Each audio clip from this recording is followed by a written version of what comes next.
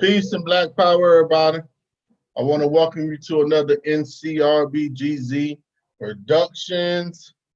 And tonight we will be having our Freestyle Friday edition.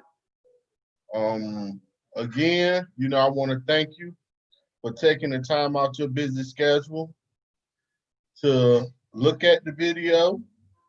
I want to thank you if you're watching the playback. Like always, give us a thumb up, leave us a comment, and let us know what do you think. Give us some constructive criticism. And again, I truly thank you for taking the time out to watch this video, to even be a part of the live chat, or even watching the playback. With that being said, it's Freestyle Friday.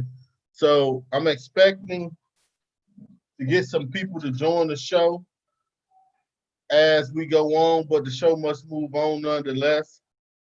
So, with Freestyle Friday usually is a show where we just talk about any topic that comes to our mind, any topic, anything that we feel like discussing. We usually discuss it. And that's what Freestyle Friday is all about. Right? So, with that being said, we all know today is July the 4th, that today is July the 3rd, and tomorrow is July the 4th. We understand that that is Independence Day.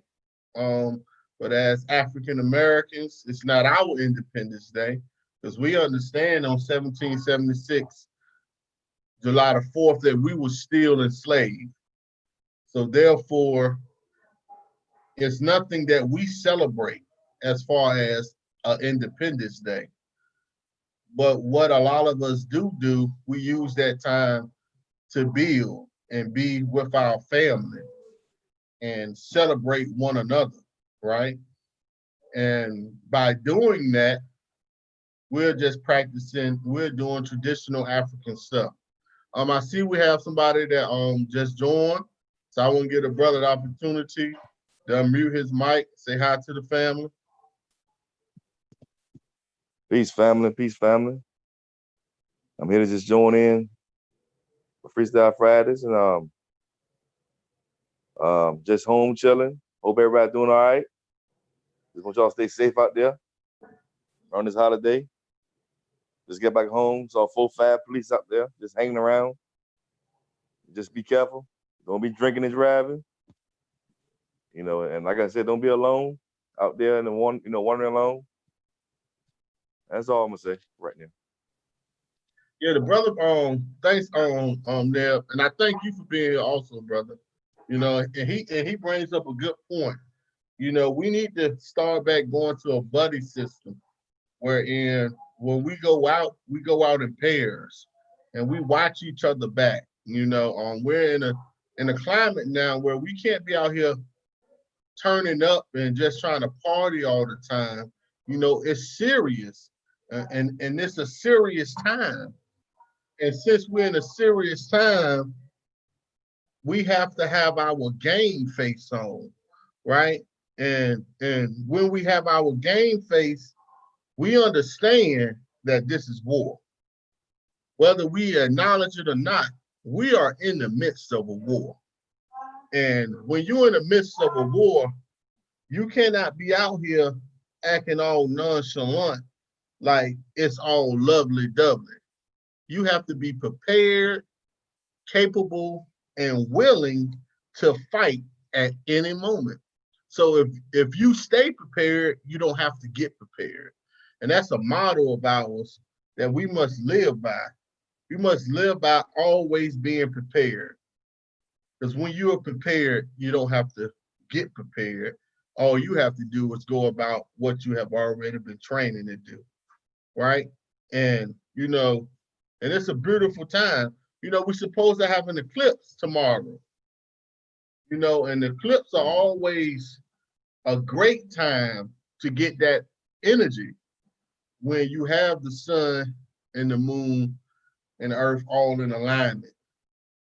And we need to get that cosmic energy and understand the timing of the eclipse and try our best to be out there and get that energy so we can use that energy, because we can use the shift, because it's a shifting going on. It's an awakening going on. It's an awakening going on in the minds of African people. There's an awakening going on in the minds of us African Americans and in the diaspora all around. We're trying to wake up out of our sleep, and we can use these eclipses to always give us a little more energy, right? And on a spiritual level, if that's something you deal with. But even if you don't deal with it, if you deal with it from a scientific aspect, you know that the energy has to be different when you have the sun, the moon, and the earth all in alignment with each other. It has to be something different going on than what's usually going on, right? So I see we have another brother that joined the show, so I want to give him an opportunity to unmute his mic, say hi to the family. Peace, family. This Master, you was Freestyle Friday, right? Yes, sir. Okay, cool. I'm just gonna sit back and listen for a second, and I'll hop in. Yeah, I'm gonna feed off y'all tonight. Whatever topics y'all want to bring up, I'm gonna feed off y'all. Actually, I was just speaking on the eclipse. It's something that is supposed to be happening tomorrow. I don't know the exact timing of it, and it's something that we should look forward to and try to build off of, right? And use it to our advantage. Some people call it blood moons. You got all these different names of this stuff now. But at the end of the day, we have to take that energy and not only take it and absorb it, but welcome it. Because you can ask, well, when was the last eclipse that happened in the month of July? When was the last one? And I think it was in 2001. 2001 was the last time you had an eclipse in July, in the month of July. So, that's basically 19 years ago. So you want to sit and ask yourself, where were you 19 years ago? What were you doing 19 years ago in July 2001? And what transformation happened after that last eclipse? And what transformation you think gonna happen after this eclipse? I can tell you, in 2001, July 2001, I was in South Korea. I was in the military at that time. So I was in South Korea. And actually, I think we was in the middle of monsoon. A monsoon was about to start. But I was in Korea in 2001 in July. First time ever leaving America. And my first time of being in a third world country, wherein when you go off base, they have the rice paddies. And if you ever step in a rice paddy, the scent will follow you for a day or two. Because the rice paddy, they used to use the manure from the porta johns. And they would take all that manure and pour it in the field. That's how they grow the rice, man. But if you stepped in a rice paddy, that you will get a lot of stuff, a scent, and it will follow you, But I remember 2001, that's where I was at. I mean, yeah, hold on. Yeah, it was 2001. That was the last eclipse. You can Google this. But yeah, that's where I was at. I was in Korea. And I was being all I can be, trying to serve the military, you know, because I was looking for discipline at that time. At that time in my life, you couldn't tell me nothing. I was hard-headed, you know. You couldn't look, I was God body too. Also, yeah. Yeah, 2001, that's where I was at. That's where I was at with it. And yeah, and I joined the military, man, because I actually joined for money. It was money to go to college. But you know, being young and not having the right guidance or the right group of people around me to mold me, to let me understand what I was doing and the purpose of what I was doing. I wanted to sign up for the military for 6 years to get $100,000 to go to college. Now understanding that once the 6 years was up, I'll be about 25. We want to go to college when you're 25 because you know the years that you go to college, I was spending them years in the military. You know, them usually your college years, your 19, 20, 21, 22. Them the years that you usually in college. And now understanding the decision that I was making at the time, said I would join the military for 6 years, then I go to college, use the college money, you know. But that's where I was at in 2001, July. Do y'all want to elaborate? Where were y'all in 2001 in July? The last eclipse. 2001, man. I ain't know about no clips at the time, of course. But 2001, I was in Greenville, man, and I remember waking up to 9/11, man. I thought it was a movie, you know. Like there was a commercial or something. There's a new movie coming out, and it just shook me, man. I was like, damn, what in the world going on? I ain't know what to think, you know. And I definitely want what people call woke.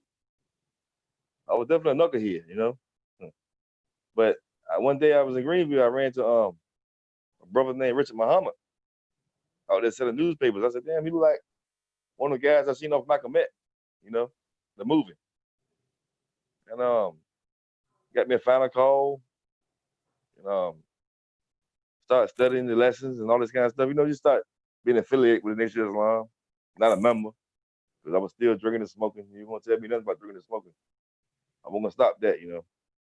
But they kind of, you know, when I got the message to the black man in 2001, they kind of turned my life year by year. I got more mature and wisdom. And I think it kept me out of jail, bro. For real. It kept me out of jail. You know, kept me out of getting out of trouble, man. It's been started right there. Like you said, you was God about it back then. Later, 2001, I stopped becoming, you know, studying the lessons of the Islam, you know. And from there on out, brother, service started come, you know. I was still being kind of hard-headed, but year by year was progressive for me from that. That's all. Yeah, that's peace, Nia, and peace what you said too, Seth. Man, in 2001, I was in college, man. Yeah, college days swiftly passed, man. So yeah, I was in college and doing everything that you do in college. I let you fill in what you want to fill in. But you know, I did some knuckleheaded stuff. But even I feel like I always had like a decent level of awareness with me. I wasn't as some people perceive as being woke. You know what I mean? I wasn't like that, but I wasn't all the way, you know, sleep either.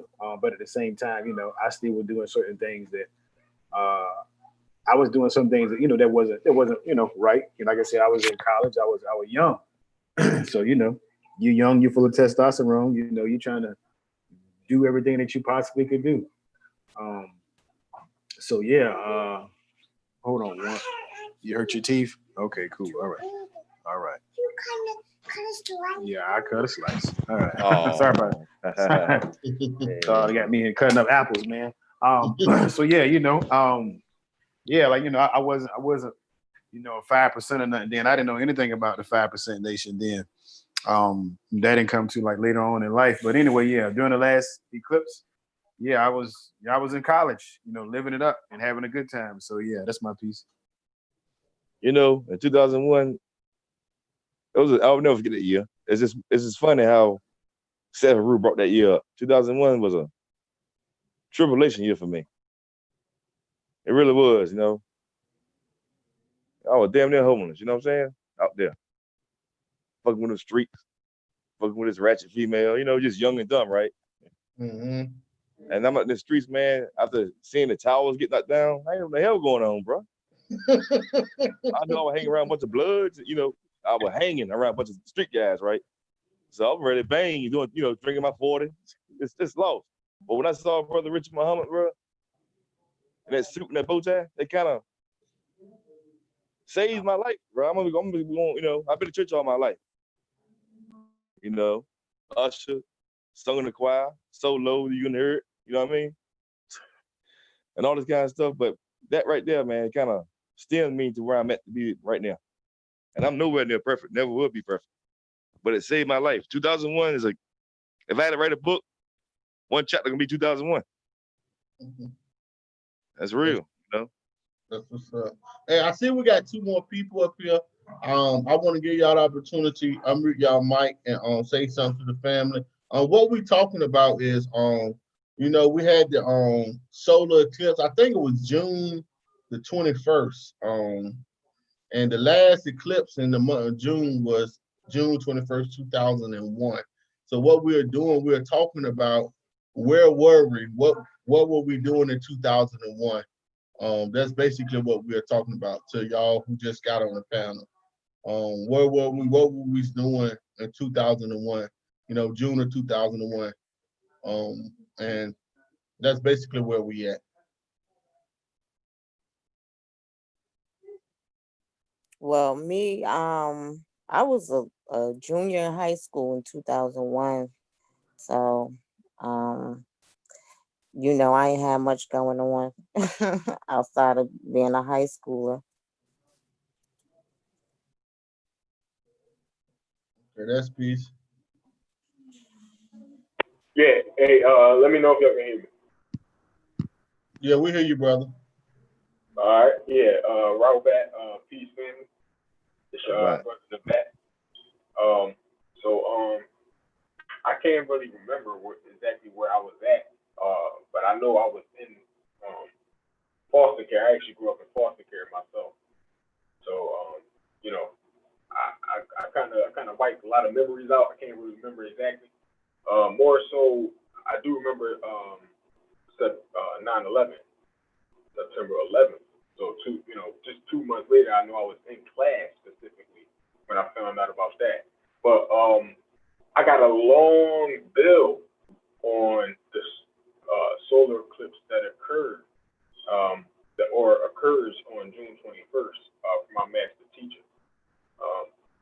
So if you want to get into the significance of that solar eclipse that occurs starting back in 2001, we can definitely get into that because it all deals with the renewing of our history, the coming back in of the sun cycle, and the resurrection of our ancient sciences, dealing with ancient Africa, Egypt specifically, as we look at the Dendera star map, in the temples of ancient Egypt, we see many of the conjunctions and constellations and in the specific alignment that's now reoccurring. Like back in June 21st, we had another solar eclipse. So definitely, we could definitely get into that. More. Yeah, that's you took the mic right from me because that's exactly where we had it. We had it there because what I wanted to do was talk about, the last solar eclipse in June 21. Where were we? If you remember exactly, we may not remember exactly the same date, but around that time, where were you? What were you doing? And after that solar eclipse, how your life changed, right? What took off from there? And now that we just went through another one of 2020, June 21st, June 21st, 2020, and it's something that's supposed to be going on the 4th. But what do we expect to take off from this one moving forward? You get what I'm saying? So that's right on time, Brother Nabat. And something that you said that I wanted to add on with.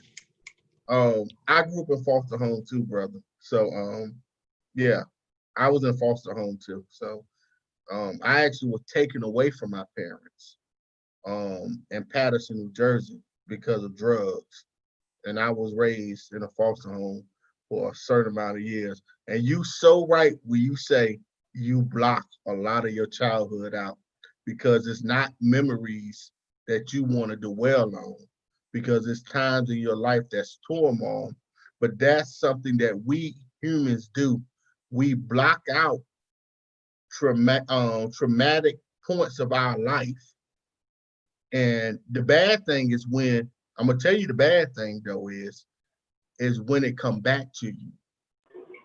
When something happens and it triggers what you put aside, you put it to the back of your mind because it was traumatic and you don't want to remember that time because that wasn't a good time. You know what I'm saying? Because with me, I thought it was a dream. I thought that I was dreaming. And I thought that eventually I was gonna wake up and be back home with my mother and my father. For a long time, I thought I was living a dream, bro. I was like, this ain't life, this ain't real. Because of the stuff that I was going through. I actually thought it was a dream. So when you said that, that was interesting. I never knew that, but that was interesting because I grew up in a foster home too. But something that's funny, when Nell was talking about 9/11, let me tell y'all what happened with me with 9/11.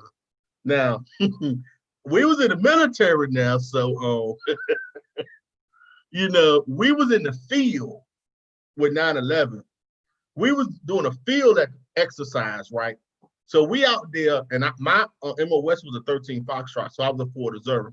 Well, my job was to spot the target, call the coordinates, and they shoot the mortar rounds and they hit the target. You know what I'm saying? That was my job. I was a full call forward observer. So I'm spotting the targets, field exercise, and they shooting the rounds, hitting the target. You gotta adjust it, you know what I'm saying? So you can hit it.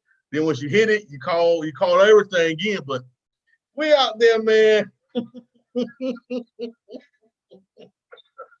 We out there in the field. And we having our field exercise and we didn't supposed to have TVs and radios, but somebody said, oh man, America is under attack. So at first, we didn't know how to take it. Like, couldn't believe it, right? We're like, man, y'all joking. Then we all sat around on a little small TV thing. America is being bombed. Oh boy, let me tell you, boy, we gun, hole, locked, loaded. Ching, ching. Yo, they canceled the field exercise and we went on post. And this was my first time that they ever gave us live ammunition. Everything, like I'm talking about everything was completely different. Like we patrolling, like, because usually we go off base and you go into Tongdeshan. These are the name of the towns in South Korea that we usually will go to and chill, go have fun. It was a whole different world, boy.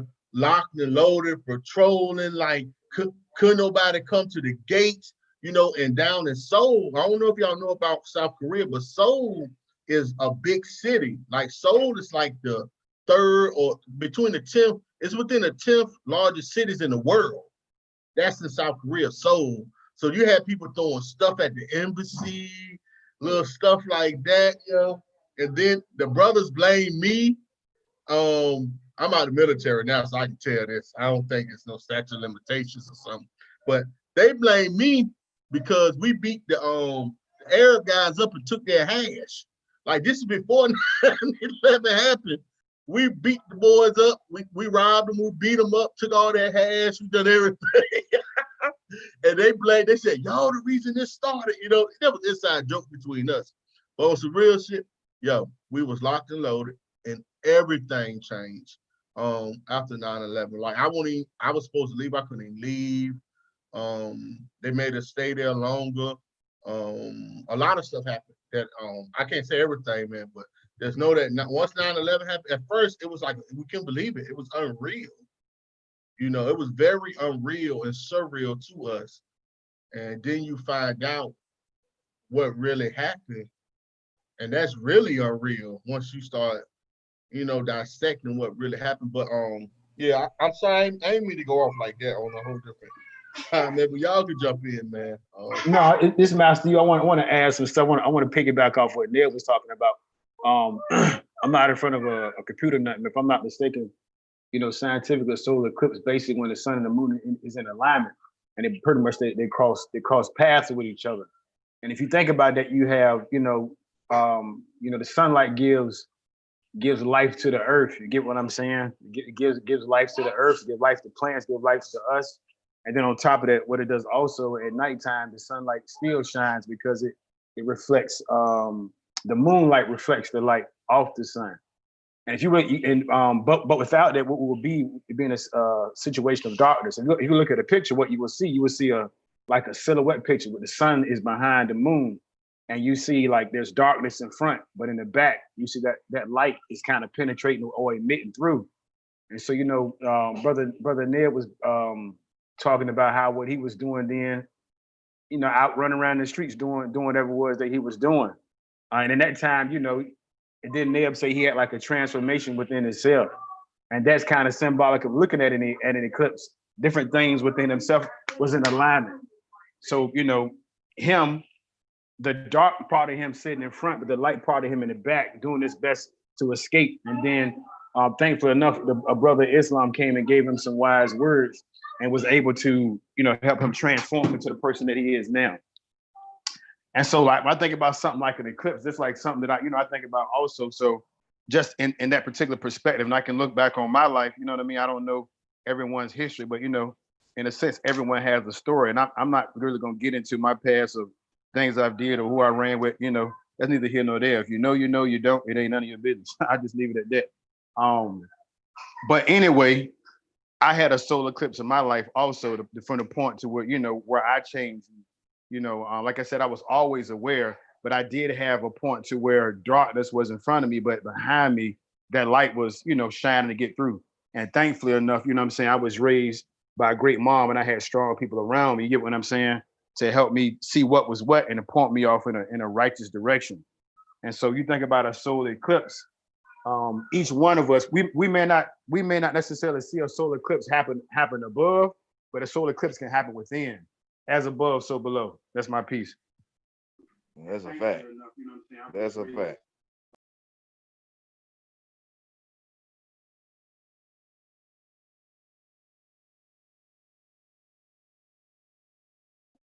Yeah, that's real, man.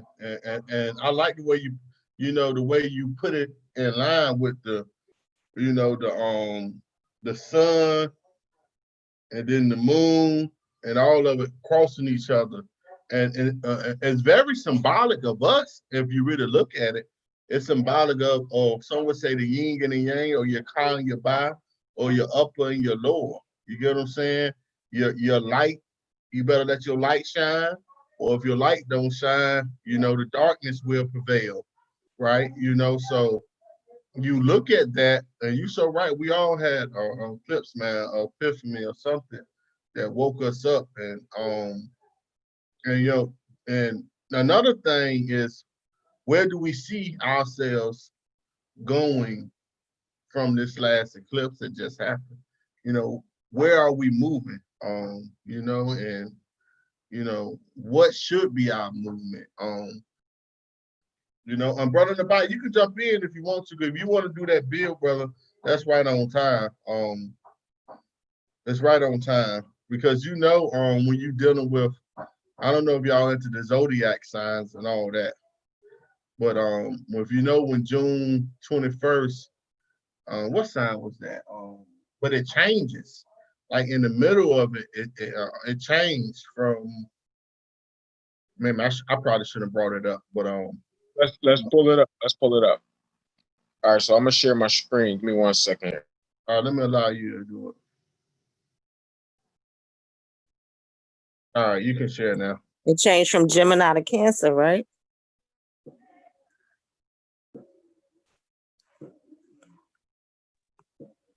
Right, so it's always changing. And it's changing from Cancer to Leo. So let's just take a look at it real quick. This is an update from our master teacher. His Excellency Dr. Malachi Z.K. York, also known to us as Baba Yanu. Let me share my screen here. All right. All right. Can we see this here? Yeah, we see it. I can see it. All right. So I want y'all to see it so y'all can follow along as I'm reading it, because it's quite lengthy. But also, we want to just point out that once I get up to the biblical scriptures, just note that they're there because that as we know, the Hebrews were in Egypt, and they it's a lot of Egyptian doctrine that's throughout the Bible. So we just got to take a look through it. So I'll just start from the top. It says here, you must study the skies to know the action of the time on earth. Numbers 23, 22 to 26. 354 days of lunar year, 12 months. 364 1/4 days of solar year is 12 months. And you have the zodiac year, which parts the months by number of days, all based on the time it takes for one body to move around another based on their distance from another. And this causes a pull and push. The planet Earth is 93 million miles from the sun, and it takes 365.26 days for one revolution body to revolve around the planet Earth. So in fact, these bodies each relate to each other in this way. And note, the sun is only another star, and this moon is only another planet, physical body. So it says, over time, they shift as in 1 degree every 72 years. Thus, over a long period of time, they have changed positions, and this can confuse the timekeepers who don't really have the secrets. Now let me, Pa Munzo Nazdar, Amunna Babraye Akak Patah, reveal to you a long lost secret of these time shifts. The record that the Habiru Hebrews copied from the Babylonians, who got them from us Tameye Reu, Egyptians, have been changed, and in time, their true meaning is all but almost lost. And many mortals have tried to understand what they only could understand about the records. The so-called 12 tribes of Shasu, Israel, as found listed or talked about in their Bible and Quran, are in fact symbolic of the Dendera, or as the Greeks call it, the signs of the zodiac. The Quran and the Muslims have the whole chapter, now the 85th chapter, but originally the 27th chapter of 22 verses. And verse 1 through 3 says, so it is, says it, so it is right there. 1, in the skies, the source of the Dendera. 2, in the day of its promise counted. 3, and the watchers and being watched. And the way to know the difference is based on the sign for Judah, Strong's 3063, meaning celebrated, praised, or guide. How is that, you ask? Well, when you look into their books, Genesis 49:9 and Hosea 5:14, Revelation 7:5, you will see how the tribe of Judah, Strong's 3064, Yehudi, Judite, is related to the symbol of the feline or leonine. Now follow me, family, because the master teacher is walking us through and pointing out how the symbolism, like we say, the lion of the tribe of Judah, we speak about that lion.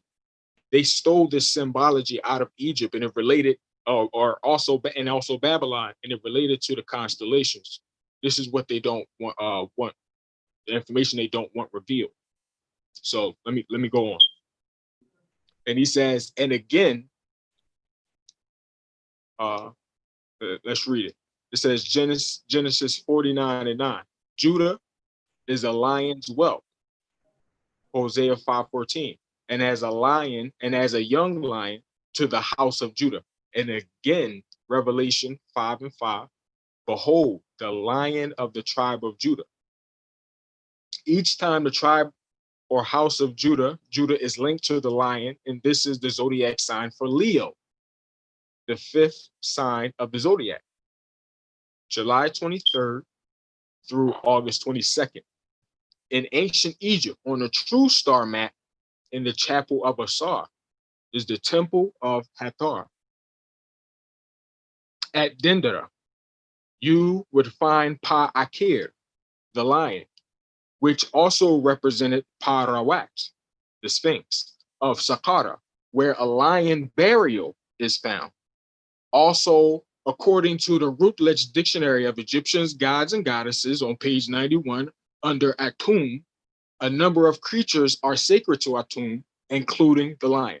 So in fact, Atum, Atum Re is also a feline, a lion. And this is key because, I'll just continue to read. Over time, the Celtics, as Greeks, Romans, and Jews, have altered names, dates, and symbols and lost their way. For if you really read their records, you see how they miss what is said about translation and mistranslation. He says, we will go back to Genesis 31 through 24 for the list of names of Jacob's sons, 4 females, symbolic of 4 phases of the moon. So you have here Leah, right? She gives birth to 7 children. Then you have Zilpah. She gives birth to 2. Then you have Rachel. She gives birth to 2. Then you have Bilhah. She gives birth. So it says 2 full wives and 2 half wives, like the full moon and crescent. And Pa-Aha, the moon, affects Pa-Tanun, the planet Earth, and its emotions and moods by affecting the waters from which come life.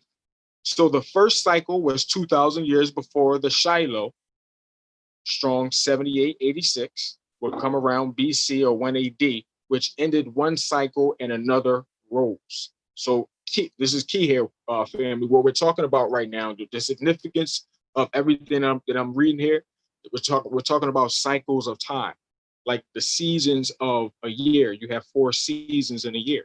And throughout these different seasons, you have changes that occur within natural nature itself.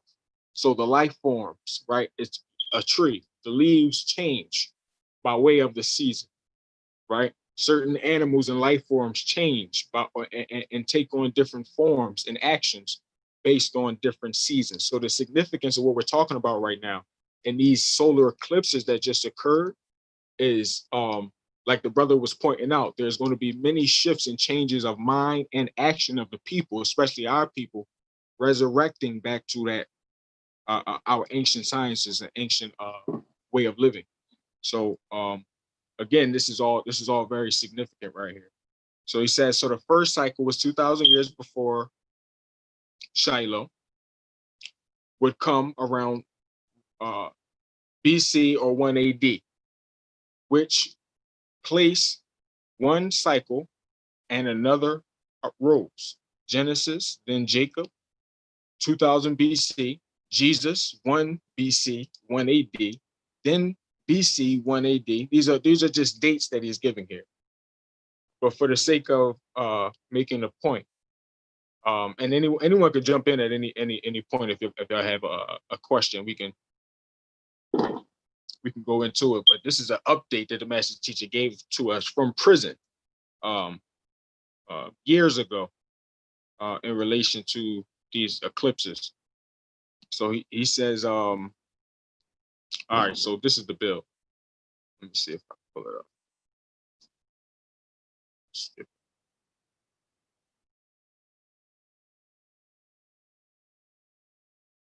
All right. Okay, so here he breaks it down. He says, when you really read Genesis 49:9, this is what it reveals. Judah, Leo, is a young Leonine, online, Bible Strong's 1482, Gore, meaning young one, from prey. So, my son, you have gone up, rise. This marks the time of the constellation of Leo in the east. So note that he puts in quotation the word rise in relation to this lion. And remember, he noted earlier that the Sphinx in ancient Egypt is a leonine that is stooped down. It's not standing up. So symbolically, what we know is that the Sphinx that was built in ancient Egypt was built 12,000 years ago, and it was signifying a changing of a cycle, which occurs every 6,000 years, containing 4 cycles of a complete 24,000 year cycle. So 12,000 years ago, our ancestors erected this monument to symbolize the changing of a period of time. And this lion, this age of Leo, was that constellation that was used. And now the symbolism of these new solar eclipses actually represent the lion standing up. And we're going to get into that because here he states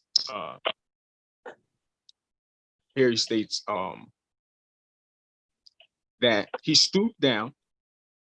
Online Bible Strong's 3766, kara, meaning sit down or rise at dawn, atum re, and the set at dusk, amun re. Atum re, or to amun re, or in ancient Egypt, re har aketwi. So what does this mean, family? What are we talking about? It's also symbolically, like the sun rises in the east in the morning and it sets in the west. In ancient Egypt, there were symbolisms that represented the return of Harar or Horus, the son of Osiris, which in ancient Egypt was the original, let's say, Messiah. The word Messiah is an Egyptian word meaning anointed, comes from the Egyptian word Messiah, and it referred to this, originally it referred to Harar, Horus, the son of Osiris, who was a Christ figure, which is also an Egyptian word, karas, a Christ type figure or a figure that was noted to return during a period of time. And he was represented as 2 lions facing in different directions, one facing towards the east and another facing towards the west.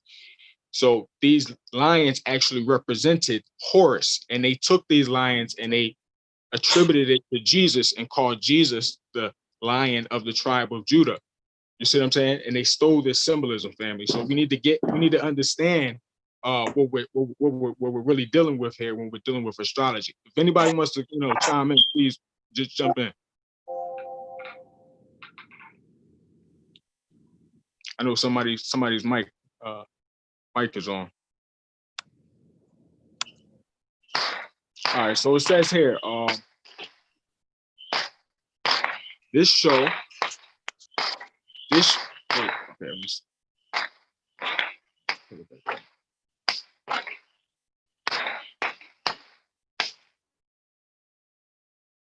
so it says, all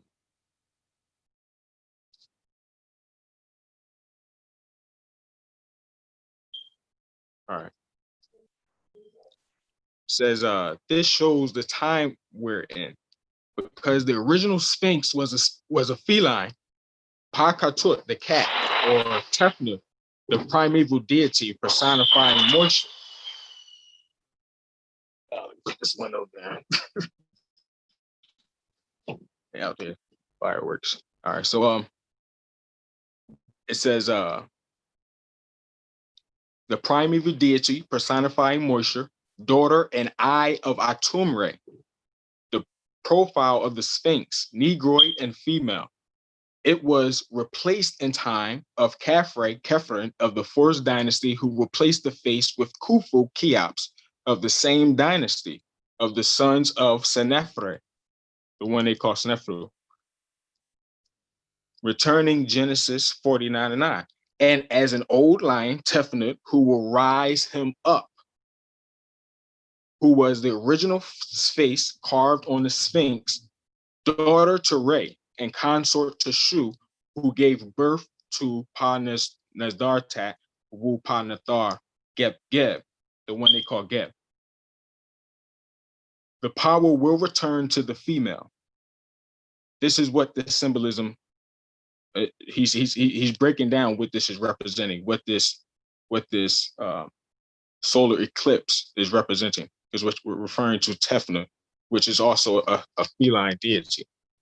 So it says the power will return to the female. Now verse 10 states online Bible, Hebrew Strongs, Shabbat, staff, cane, tribe, scepter of power, will not leave from Judah, Leo, nor a lawgiver. Online Bible, Hebrew Strongs, number 2710, Hakak, a resolution, enactment, decree, no new laws from between his feet, nor a lawgiver from between his feet. What is it? Why are they mentioning feet? Because when you go back to the Sphinx again, you see in between the feet of this kneeling Sphinx is a record. We can all look it up in Egypt. So let me continue. So it says here, the lion's paws from between the paws of the Sphinx, the holy cat, holy, Catholic, until the Shiloh online Bible, Hebrew Strong's number 7886, tranquil one, Jesus comes, the one they call Jesus. And Jesus was called the Lion of Judah, Revelations 5:5. So his coming was to mark a change or shift.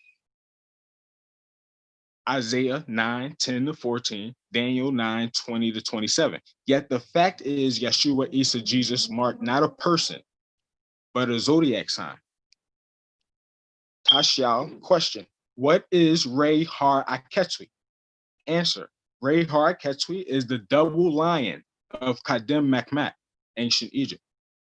You have the two lions facing in opposite directions, east and west, representing duality of time. You can see this as Atumre, the rising sun, and Amunre, the setting sun. It also represents the two solstices. Solstices come from the Latin sun, sol, which is the same as sol, and still, sister, when the sun comes to a standstill. So it is an event that occurs within a single day, twice a year, whereby the length of day, time, and night, time are in complete opposition. You have the winter solstice being the shortest day and longest night, and you have the summer solstice being the longest day and shortest night of the year. You have the two earthly Sawutat equinoxes, vernal and spring, marking the point when day and night are of equal length. Equinox comes from the Latin equal or aquae, night, nox. So you have universal equinox, whereby this solar system moves around a larger mass every 24,000 years, and two extreme points at the 12,000 year periods. Are y'all following me? Somebody,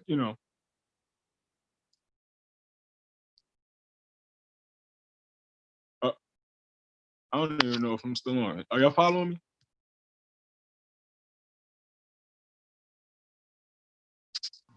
Yeah, I heard you.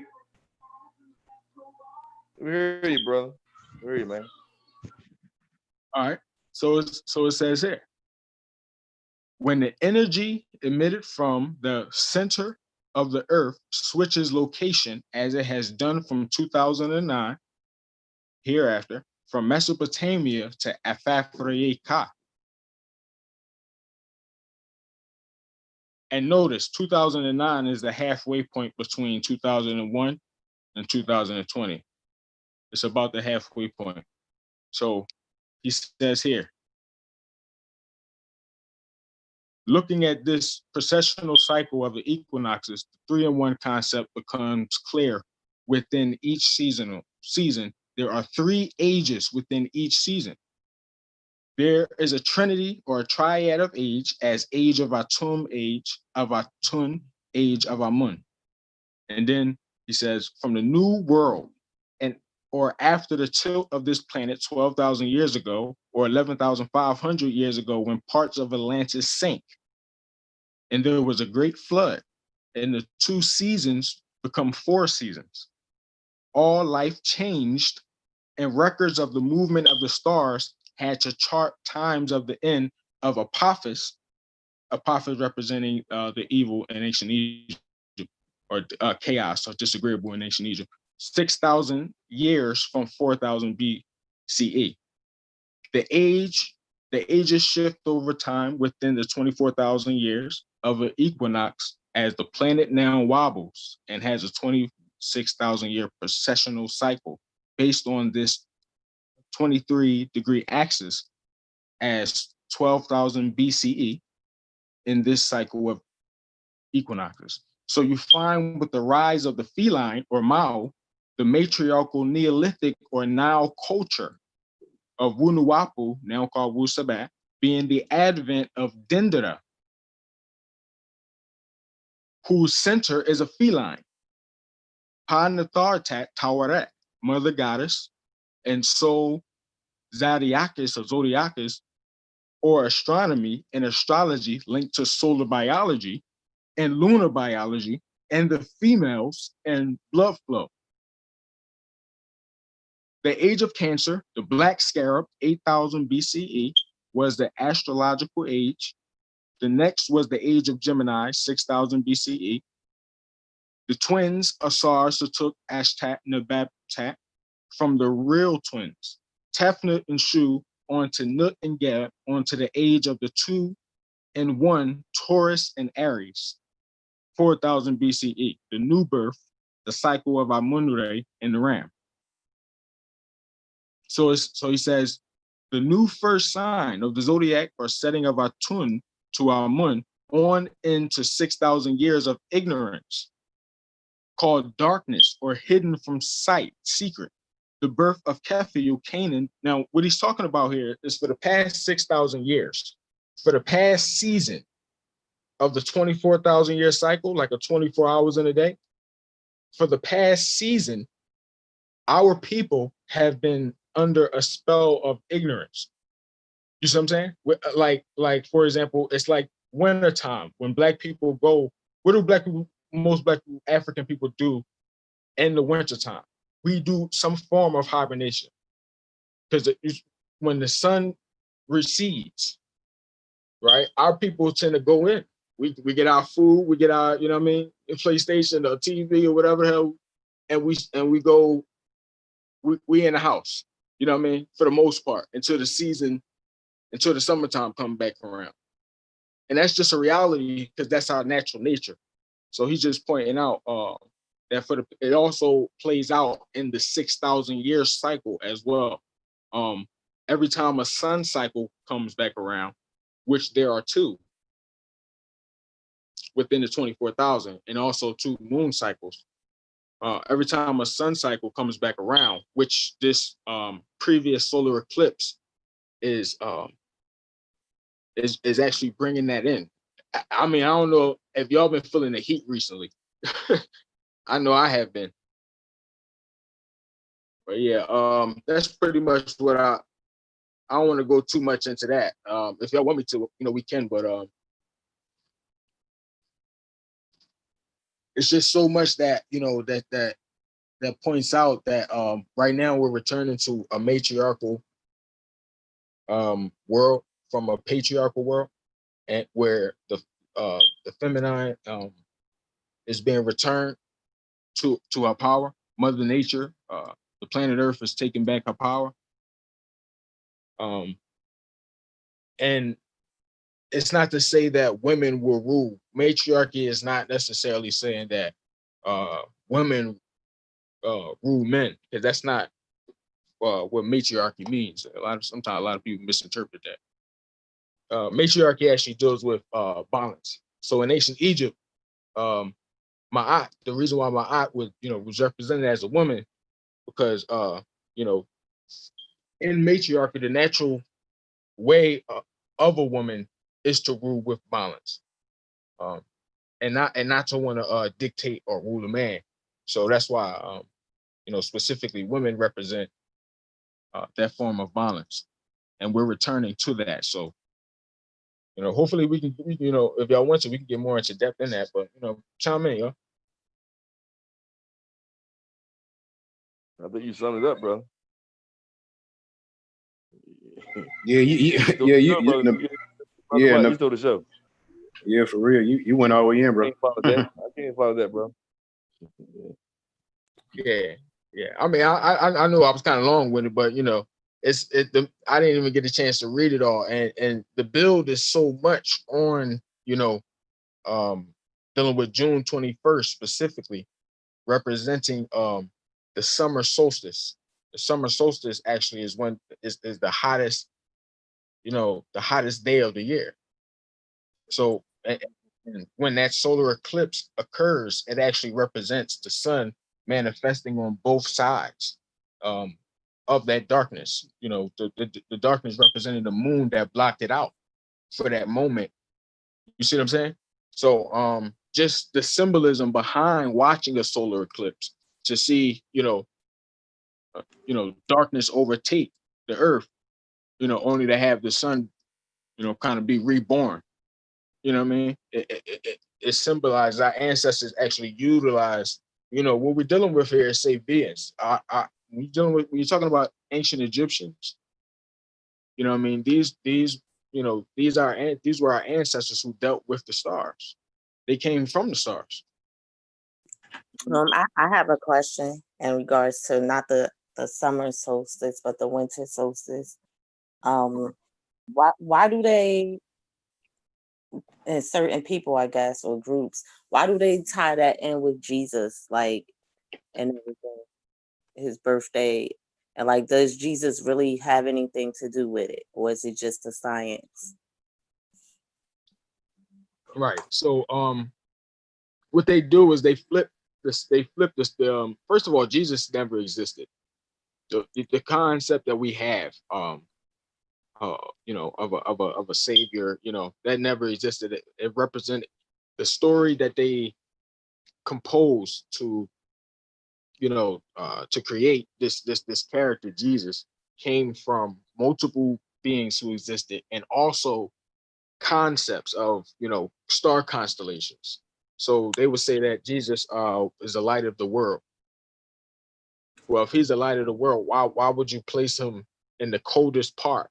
Why, what I mean? His birth is in the coldest part of the year, in the winter. So you see what I'm saying? Like, these are the lies and the contradictions that they inserted.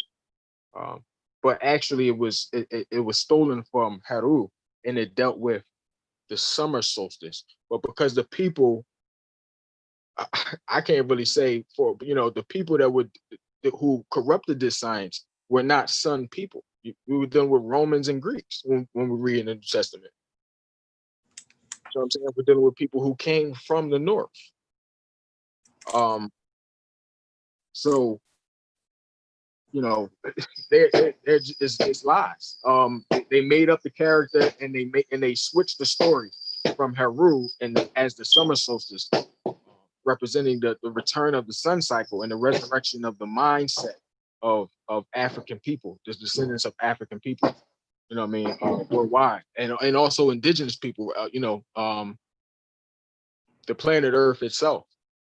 You know what I mean? The return of a particular vibration or frequency of the planet. This is what they fear. You see what I'm saying? So, I hope that answers your question. Like I said, I can't really say why they do it because many of them, have their own agenda. But I can tell you it's not based on any truth. Can I add to that? Sure, that's right. All right. So what the sister's talking about is why December 25th. Okay. And your brother, you right on point with that as far as the sun cycles go. What we have to understand is Christianity and all of this is based upon a Northern Hemisphere ideology of movements of the sun. Okay. So what happens in the far north? Okay. Christmas time. All right. So what you have is a blending of religions. Okay. Remember, Christianity was the official religion of the Roman Empire, based upon Constantine I.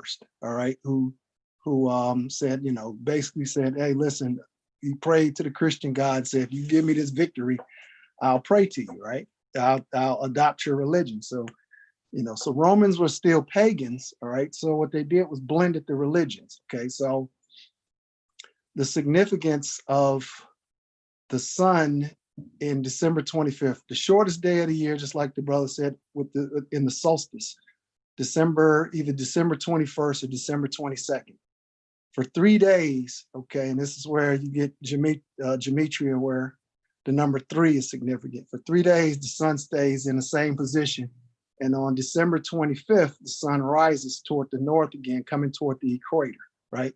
So what the myth behind that is that this is the birth of the sun god, or the birth of the son of God, okay? And that's where that comes from. Because you'd say to yourself, okay, well then, why, Easter time is roughly around springtime, okay? So why would not, we talk about the birth of Jesus being in spring. Well, once again, you have that 3-day, period of that the vernal equinox, where you get, the sun stays still and then it rises above the equator, okay? So that's the resurrection. So you go from the sun, and when it resurrects back into a season. All of this is the movements of the sun are important, because you have to think about it. This was an agricultural, these were agricultural countries. So, what they couldn't hunt, they had to grow for food. So crops, all of the things that they grew, depended on the seasons of the sun. So like I said, is in the wintertime, it's like, oh, the sun is now being reborn. So we're that much closer to spring. So we're that much closer to the planting season, where we have food again. All right. Because food is important, obviously. Right. So they've made myths around, cycles of agriculture, cycles of the sun, cycles of food. Right. And then, like I say, when Christianity came, because what you had is in the Roman Empire is, once Rome fell, you had a vacuum of power. This is when the Catholic Church took over, right? And the Catholic Church was like, okay, well, still got some people that's not gonna, they're not gonna just give up their pagan religions for this. Okay, so we'll just blend them together. All right, we'll blend them together. We'll blend the religions of the Norsemen together. This is where you get the word Easter. Some say Ishtar, some say Oyster, which is the goddess of fertility.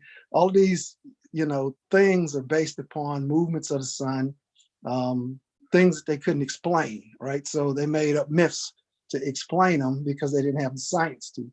But like I said, that's you think about it, when you say, the birth of the Son of God and the birth of the Sun God, that's the same thing.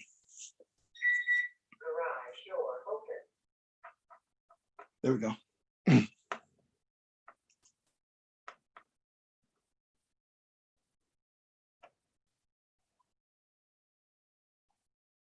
Hello. I heard everything you said. Everything that you were saying. Was that Brother Leonard? Yes, that's me. No, Brother Leonard. Everything that you were saying was right on point. You pretty much just built off of what Brother Nabat was saying. No, everything that y'all said was right and exact. 100%. Yep, 100%. Y'all basically covered it, man. We can move on. Y'all just threw the damn show. Y'all said everything to be said. We can move on. That's my bad. No, it's all good, man. It's good. It's good time. I mean, it's freestyle though. Let's switch it up. No, what you did, what you did was cool. No, it was cool, man. No, like for me, I sat back and listened. You know what I mean? No, so you was straight. Yeah, no, it was you basically it just hit me when he said June 21st. You know what I mean? I'm like, no, because the master teacher been teaching us about that date for years. Right. That's a fact. Yeah. Right. And what you said, man, was a mouthful. Hell, ain't getting back over that. Yeah. You wore me, you wore ass out with that. That's good though. That's good enough. I know.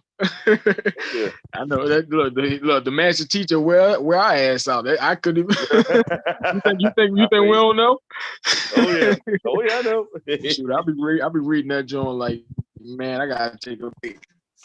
Yeah, can't nobody. Hey, you basically what I'm about to say. What we all about to say. You covered it all. What more can we say? Like Jesus say. What more can you say? Well, I know it's more. Yeah. No, that was Why do perfect, they man. teach us that the New Year starts in January? That's the Gregorian calendar. Again, that's other people's, that's other people's culture and other people's, so that's just like the 12 days of Christmas, okay? So if you add up the 12 days after Christmas, that next day you have, who is it? I want to say the Slavic people, there are a group of people that practice, that celebrate Epiphany. Epiphany is January 6th, right? And they say that's the birth of Christ. So, all of this is, like I said, movements of the sun, the number 12, and the brother's right, it all came from ancient Egypt. A lot of these people didn't even know that, right? The people at that time that was worshiping that did not even know that this was recycled information. See, so, and like you said, is why not have the the calendar? Why not have it, why not have the beginning of the year? Because I have a friend that's what she does, is say, okay, the beginning of the year is when the earth, when the sun comes back to the northern hemisphere. I say, okay, but what about the southern hemisphere? All right, we can't center everything we have on the northern hemisphere, because there's a southern hemisphere as well, which has opposite seasons. So, and when it boils down to it, is who created the knowledge first? Who came up with it first? Well, ancient Egyptians did, the Kemetans did. So there you have it. That's why all of this stuff is important, because they were the ones that figured it out first, and where they lived at. All of this knowledge was based upon where they lived and how they lived. And other people adopted all of that, throughout time, and now that's become the standard. So.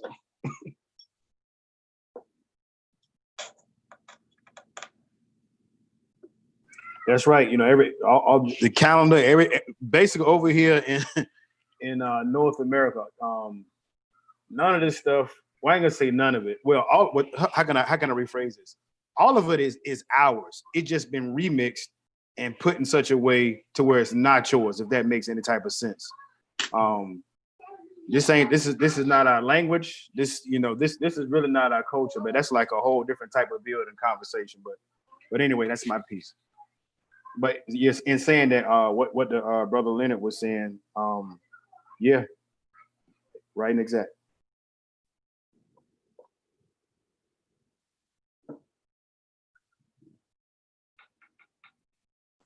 Well, hell, what y'all think about the Mr. Farrakhan speaking tomorrow? Oh yeah, tomorrow, Mr. Farrakhan. Yeah, are they going to let him speak on television? What's that about? Hey man. No, They removing his broadcast from Fox Soul or something like that. Yeah, but he going Revolt TV. They're gonna let him. Puffy did something anyway. He gonna be on Revolt TV.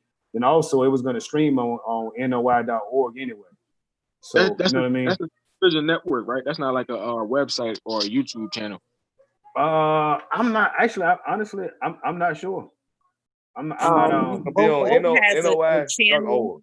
NOI.org. Depending on the area that you live in, they may get, like, your local cable company may or may not offer the Revolt channel, but they do stream from their YouTube channel also.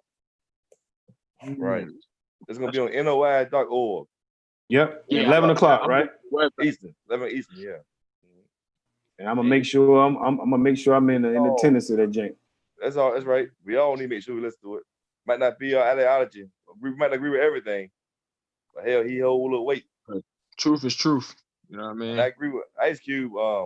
Just told off CNN and Fox. So Yeah. Told them check their mouth. I mean, I feel like if you can watch some of the stuff you watch on TV that ain't putting no type of wisdom or knowledge in you, you feel me? Go on, listen to the minister speak for a couple of minutes. Ain't nothing wrong with it. Right. I feel like Farrakhan is one of the few Black leaders that we have is just putting it out there the way it is, like as far as economics and everything. But it's kind of like you wouldn't really expect him to, because he from like it's I don't know, people look at him more like a religious, I guess, person or leader or whatever. But like a lot of religious people don't really address the issues that he talk about, and I feel like we need somebody like a Farrakhan to be a president if we have to have one. Yeah, the whole Nation of Islam, I'm not NOI, but I know a tiny bit of their history. Our founder came from out of Temple Number 7. He served over the on the Malcolm X. But nevertheless, the whole thing with Nation of Islam, how can I put this? And if anybody know more, feel free to add on. I don't even necessarily want to call it a religion per se. It should be more like a way that you live, or should be a way of life. You should live out Islam, which is peace. That's what you should do. You should live that out.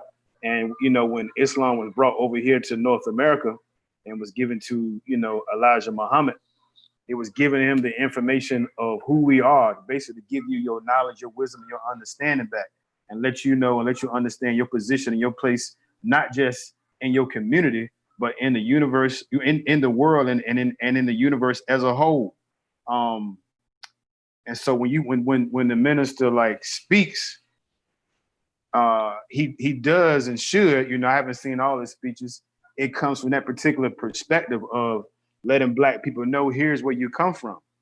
You know what I'm saying? Here is what you were. This is not your language. This is not your culture. You get what I'm saying? So yeah, again, I'm not of the Nation of Islam, but like I said, the founder of our nation, Father Allah, came from there and started his own. But it's always love and always respect. So that's my piece. Somebody else can feel free to chime in. He definitely had an impact with thousands of men and women in America, including white people too. You know what I mean? He definitely influenced people. He definitely influenced me. On my path, he was the start. You know what I mean? No disrespect, but what they call Islam, that started me out into where I'm at now. I'm still kicking it. I'm still moving. So I'm always gonna have a love for Mr. Farrakhan, Elijah Muhammad, Malcolm X, Ali, and all them guys, especially Brother Khaled, Abdul Muhammad. They all came out of Elijah Muhammad's teaching.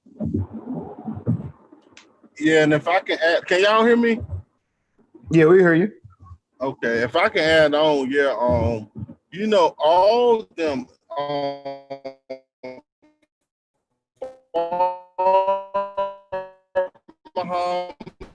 Hey, Set, you breaking up. At least on my end. I can't certain stand that school. shit. Okay. Is worse? Is it getting better or what? Now it's better. Yeah, I'm traveling, so but I would say that when you deal with the Nation of Islam, their understanding of religion and how they practice religion is very untraditional compared to the way that we traditionally have been taught to practice religion in America. Because when you get into their teachings and their understanding, they teach things that's a little bit different compared to religion. And then, they go in the Bible as well as the Quran. And, their understanding is more in depth.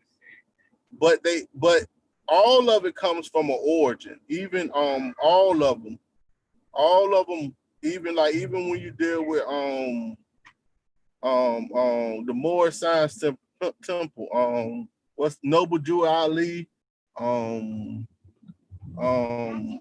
Marcus Garvey, all of them, they all started from somewhere, and I think they were all combined, all together, and they all just spread it out. So That's right. as far as the minister, Farrakhan, like he's come a long way. He have earned my respect. Initially when I came into consciousness, I was under Dr. Ben, Dr. John Henry Clark, and they was a little harsh on the minister for some of the things that the minister was doing. But at the end of the day, Dr. Ben donated his library. Right. All the places that he could have donated that library to, his personal library, he donated that library to the Nation of Islam. And that showed that even though he may have had some differences with the way that some of their teachings and what may be going on, he also understood that that was a powerful Black organization that has some longevity and has some power and grit, and knew that his library would be in good hands at the end of the day. So I love the minister. He's like a great elder of ours, and right now he's the voice. And I like to hear him speak. I really love to listen to the elder speak, man.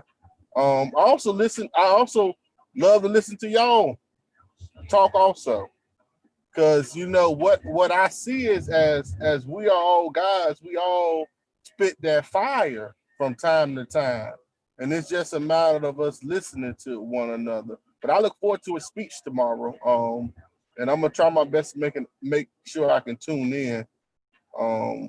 But I always respect the Nation. Even though when you're a 5%er or from the Nation of Gods and Earth, you call Muslims my sons.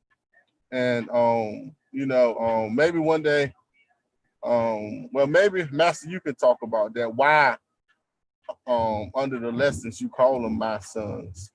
But I always understood. But later on, I found out that the NOI are not typical Muslims. They are not the typical or like the Sunni or the Shiite Muslims. Their understanding of the Bible is a whole lot different than like the Sunni or the Shiite or most Christians.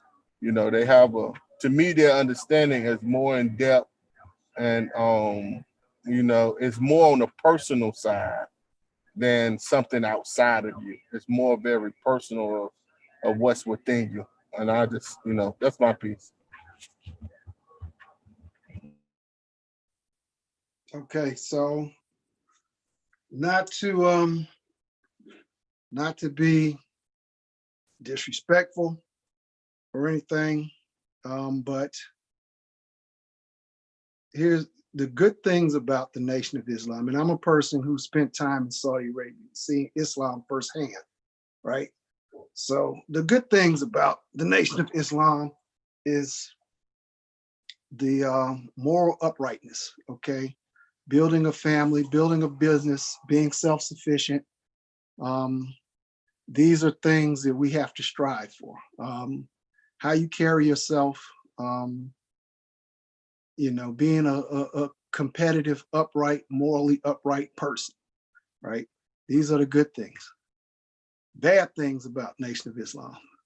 If you ain't a Muslim, they're not trying to, unless you become a Muslim, and this is my personal experience, all right? I don't care what type of information, it's not, you are an infidel, all right? And that's in line with the Islamic religion, right? Is unless you're one of us, then you're an infidel, right? So, and it's kind of like that. Now, I can talk to Muslim brothers and different things, right? But when it comes down to the business of taking care of your people, it's looking out for Muslims. And hey, brother, why don't you come on? I'm not feeling that faith. I'm feeling this unity. I'm feeling this action. I'm feeling, the moral uprightness, but I'm not feeling the doctrine. If you ain't feeling the doctrine, then, they don't have any use for you. So, but here's my thing about our leaders, okay?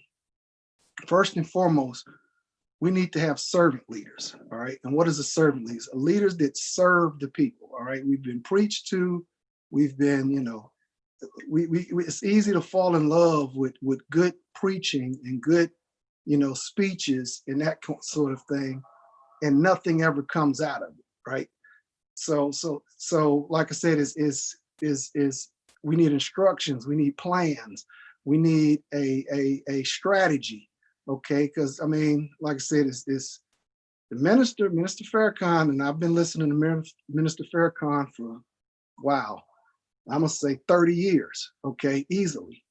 And like I said, I mean, as far as motivation, as far as speaking, as far as, you know, all of that, you don't have anybody really better when it comes to that. Him, Dr. Khalid Muhammad, okay, may he rest in peace. See, so like I said, it's out of that ilk, all right, and these guys can stir up the fire in you, all right, with their speeches, and you know, because part of that is like being a coach, okay, is you have to inspire and, you know, the people to do things for themselves, right? So hey, like I said, is Minister Farrakhan, you know, and then one thing about it, he tells it like it is. That's the thing that you really like about him, is because he's gonna be straight up and tell it the way it is. He's not gonna sugarcoat anything. Now, he's not gonna cuss, but he's not gonna sugarcoat, and he's gonna say the things that most of us are thinking about, right?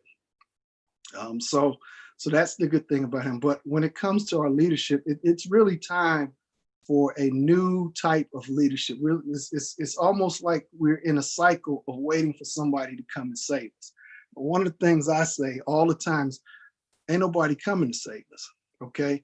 Now, don't get me wrong, is you can still get valuable information from people who take the lead, people who are in place to spread knowledge, or that have a good strategy, or can give out great information. But those people can't do it for us, okay? Those people can't, you know, all right, put us on your, you know, just say, okay, I'm gonna put the entire black race on my back and I'm gonna carry us through to where we gotta go to because I'm the savior and the hero. We don't have that person, all right? This has to be a team effort. And like I said, is in any team, you have a leader of the team, but it's a leader, it's a difference between a leader and then we start to try to deify people as, okay, this person is a godlike person, or this person is our savior. That's where we run into problems, okay? Because these people are men or women, right? With who have vision, okay? And it's good to, you know, to go with that vision and to make changes, but the measurable, all right, you know, the measurables that we have to judge our leadership by is success, all right, and measurable results, okay, for, you know, as much as, you know, people talk, much people do, what kind of results are we seeing out of, you know, this person's leadership, okay? I mean, like I said, it's the same thing in the church, all right? You know, you got some preachers can preach the hell out of a sermon, all right? And you'll be like, you know, damn, right? But at the end of the day, if there's no transformation within the community to where this person has inspired people, I mean, now individually, okay, they can inspire you to change your life, but we talking group here, all right? We talking, you know, how to budget, how to do this, how to have a household, how to create families, how to hold on to families, how to, you know, how to utilize resources, how to gain resources, how to create policy, how to get involved, or if you're not going to be involved, how to come up with something that's going to be an alternative that's going to foster success. See, and that's where we have a disconnect, okay? Is you know, you got the same, you know, cast of characters. It's really time for some new characters to come up, all right, and with a different approach. You know, I mean, me myself, like I said, is I don't know, maybe it's just me. I'm a person, you know, a man can't lead me, all right? You know what I'm saying? Is I'm not gonna look at a man in the sense of all right, this is a person who is my savior. This is a person who's going to, transform my life. Because for me, all of these things are up to me. Now I can respect the knowledge. Okay, I can respect the knowledge of Dr. Claude Anderson, or the knowledge of Dr. John Henry Clark, or Dr. Chancellor Witt. All of our elders. I can respect that knowledge, but it's up to me to apply that knowledge to my life. Okay, they can't do it for me. And what happens is we get into a place where, okay, I'm listening to this, and yeah, I want these people to make decisions for me. No. We have to do that together. Plus, our leaders need our help. Okay, they can't do it by themselves, right? They can't. They need outside input. And the thing is, if they represent the people, then they gotta, be on with the vibe of the people. And if that's not the case, and they kind of are dictating, oh, we should do this, we should do that, and people don't agree, now you have a problem. See, so like I said, is I don't have cable, so I don't have Revolt TV, but I have ways to be able to get stuff. So more than likely, I'm going to probably check it out. I know, like I said, is if it's going to be on NOI.org, I might check it out that way, or I might just wait till the video surfaces on my setup, because it's going to be recorded. It'll be out there. So, and I'll see it sometime. Me, myself, I'm listening and watching TV and that sort of thing less and less. I'm more active. Like today I was pretty exhausted because I was working in my garden, right? I'm late to the meeting because I forgot to close the fence on my garden. Rabbit. So yeah, it's going to be a lot of different platforms on social media that will be allowing the minister's speech to be streamed on their platform, So right. I So think like I said, I'll be able to check. And like I said, that's going to be something, I'm not going to watch it with skepticism, or with, I'm going to watch it to see what the minister has to say. Because like I said, is you can't take away from the truth and knowledge. Okay, if there's truth in what he's talking about, all right, then you can't take away from it, right? Also, is he may say some things that can be inspiration. It may cause you to do something, to change something, right? So you don't ever discount wisdom and knowledge wherever you can get. Yeah, I think his speech is going to be more geared toward America and Right. what America, if they do not treat us right, the wrath is coming. I think that's more of the, area I think the speech is going to be about. Is and usually with our elders, when they get older, a lot of times they ain't got that much time left. They know it, so they don't hold back. Yeah. Usually, like when elders get a little bit older, they ain't holding back. It's like they just gonna tell you what it is, and whether you like it or not, this is, that's what I was saying. They this is the way they feel, and whether you will like it or not. But I ain't got long here, like Brother Dick Gregory. Mm-hmm. He like the older brother Dick Gregory got, the more he would cut your butt out in a heartbeat, like he ain't have time. It was Right. like I've seen plenty of interviews with Dick Gregory, like you say the wrong thing and he would go slam off on you. Who asked you? Like but I just feel like, with certain elders, man, they like the older they get, they ain't got no reason to hide nothing. They ain't got no reason to be sugarcoating nothing. They just gonna tell you like it is. And, right. Yo, I'm gonna add in this. I'm gonna add on this, Master You. From what I say, I know Minister Farrakhan. Again, I'm not a Muslim. You know what I'm saying? So, but I do know, you go watch a lot of his videos. He's been, to that I've seen. You know what I'm saying? He's been very vocal with a lot of stuff. You know what I'm saying? He's been on TV shows and was very, very vocal. His stance in terms of Black people and Black relations here in America. And then to add on to that, in the nation of God's and earth, we always tell we don't look for a leader, we look for leadership. Mhm. Because if you look for a leader, Right. you're gonna uplift this one person. You understand what I'm saying? And Right. so, like, you know what I mean? So everything comes from this one person. But if that leader goes down, then who is able to step up? But if you don't have no one with any leadership qualities or skills, then there's no one able to take that throne. So with us, it's not necessarily, well, I was saying people in general, how it's different. This is from my perspective. I don't look for one man and one woman to lead me. Now, I may do something, and in that particular vein, you may be the leader of this particular area or whatever it is. But a good leader will instill leadership qualities in you. So then you can go and be a good leader yourself. You get what I'm saying? You shouldn't have people that follow you who don't have any type of leadership skills, because there may be a point where you can't reach someone a certain way or certain things that you can't do.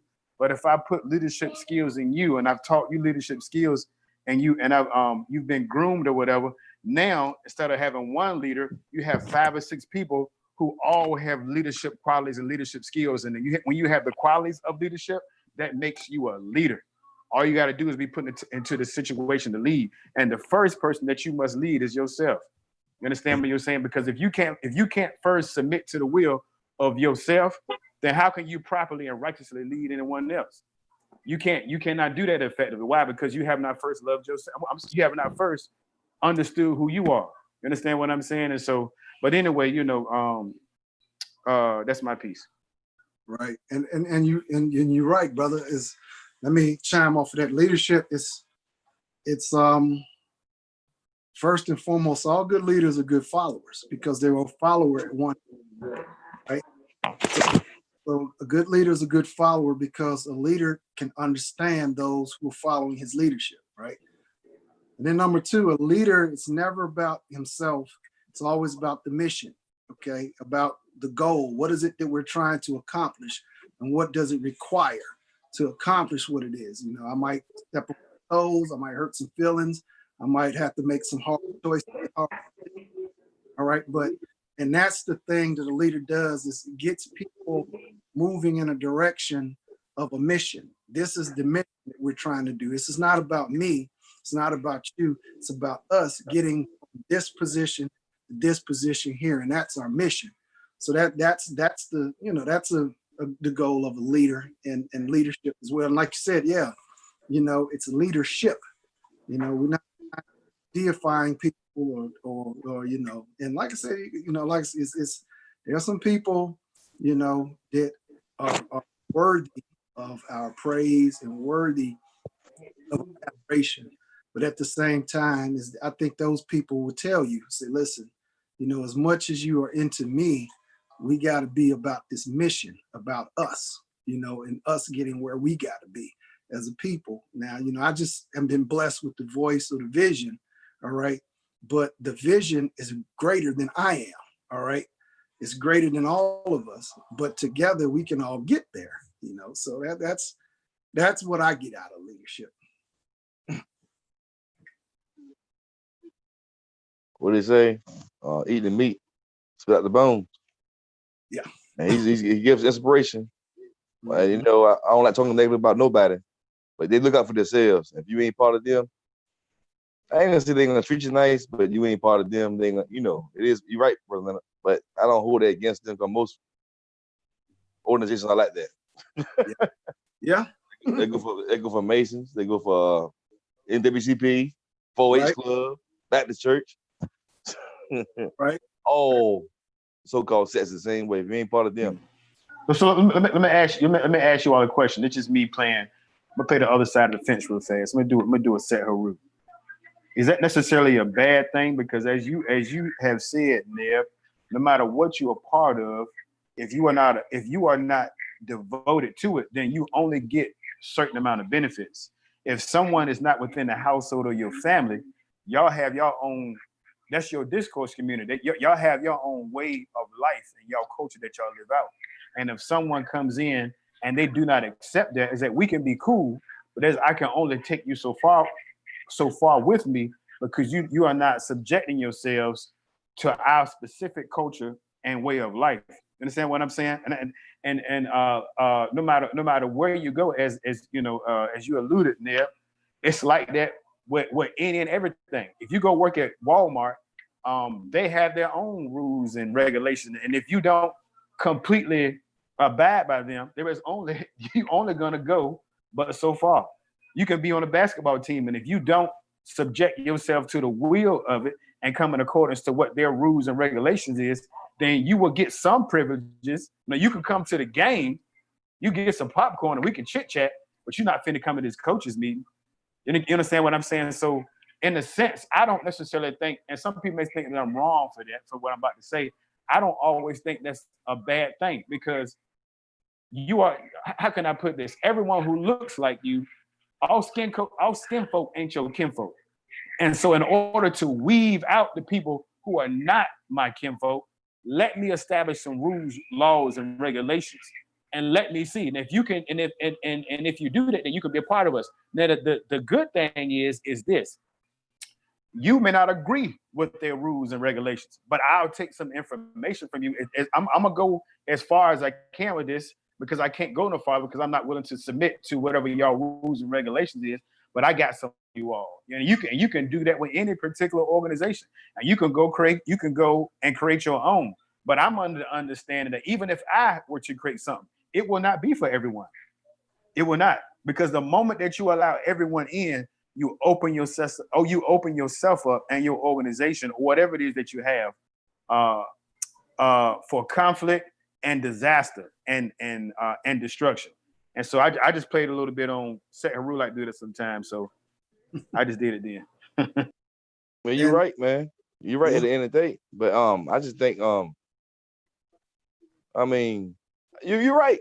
I can't really argue with that, man. But when it came to Marcus Garvey movement, it included everybody, but not everybody. You know what I'm saying? It was everybody, but not everybody. It didn't matter what religion was, what you eat, none of this, stuff. You know what I mean? If you were down for it, you were down for it. It won't just certain, well, this and that. You know what I'm saying? I bet you that Marcus Garvey had a broader generalization, but I bet you if you came in there, Marcus Garvey was pro-black, period.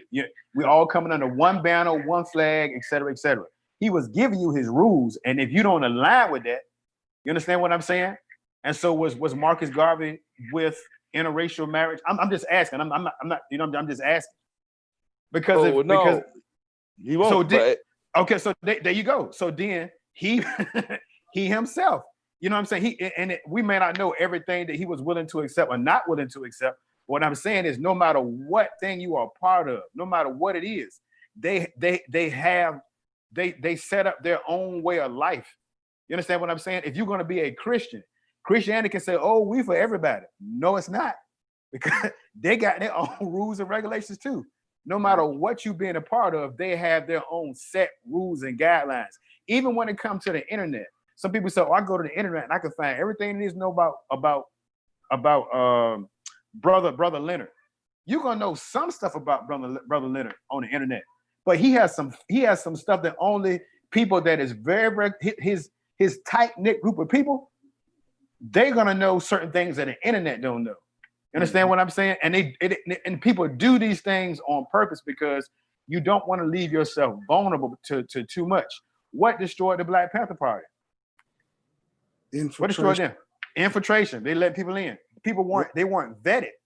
You understand what I'm saying? They weren't vetted. Even if you go look at some gang members, man, they have their rules and regulations. They have their own stuff. They do.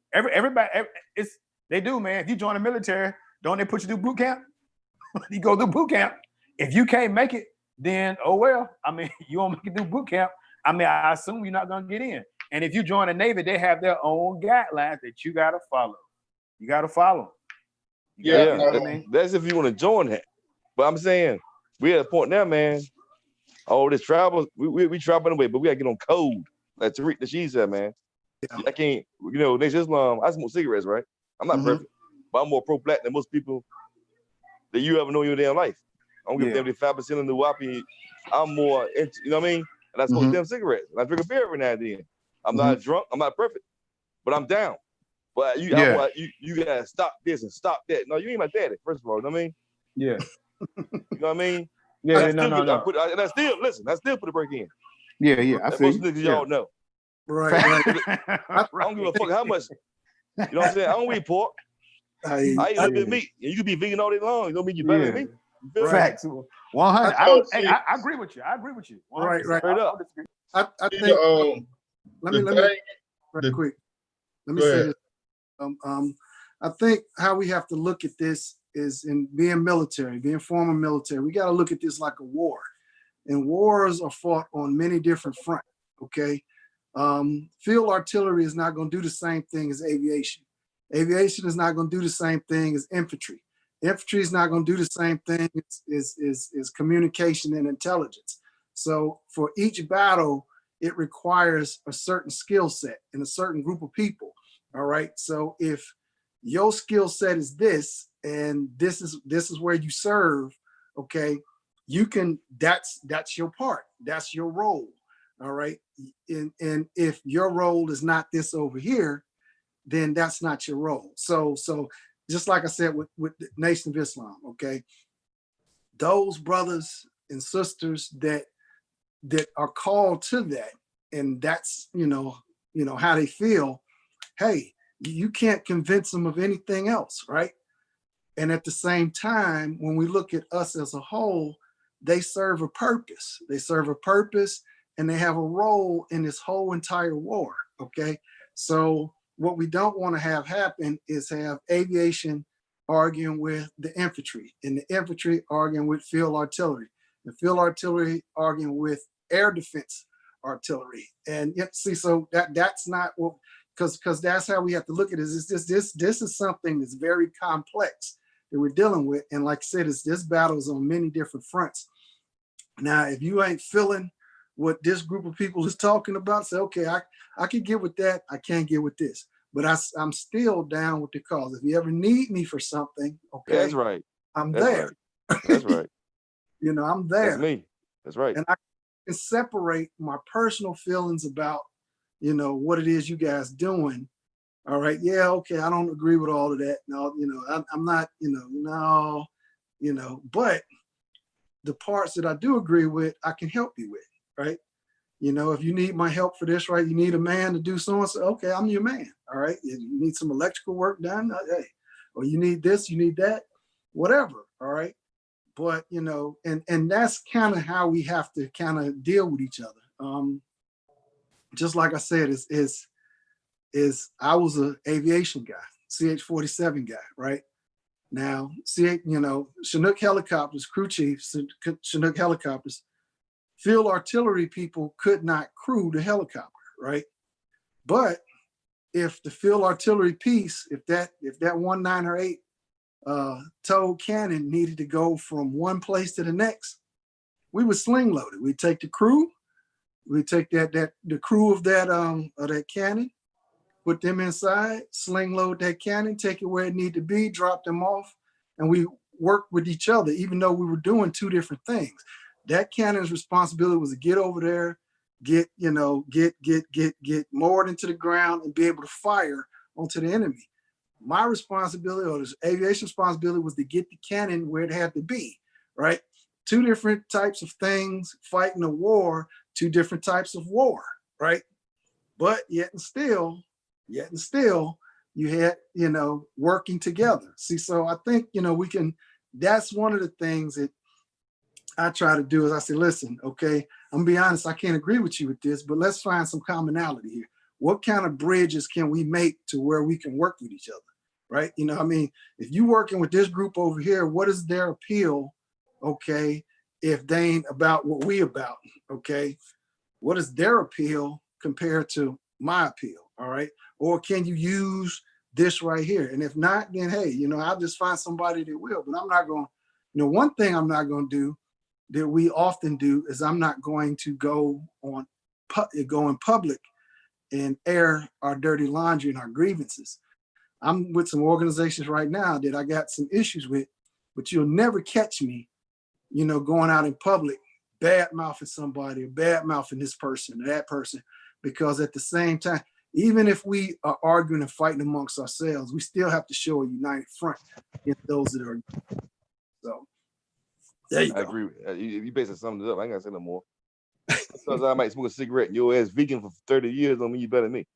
No, no, Just like no. I'm just putting, I'm not you, not talking about none of y'all. But you got some of these damn churchy ass conscious people, you know what I'm saying? They think they fucking better and want to judge everybody, brother, all that dumb shit, you know what I'm saying? Yeah, let me add on. Yeah, let me add on. See, it's you know, some of the ways that we done stuff back in the days, we can't do it like that no more. And this is a prime example. A lot of the organizations, like y'all said, they for them. Like, you become a part of this organization, we got you, you know. But if you from the outside looking in, you know, we'll listen, but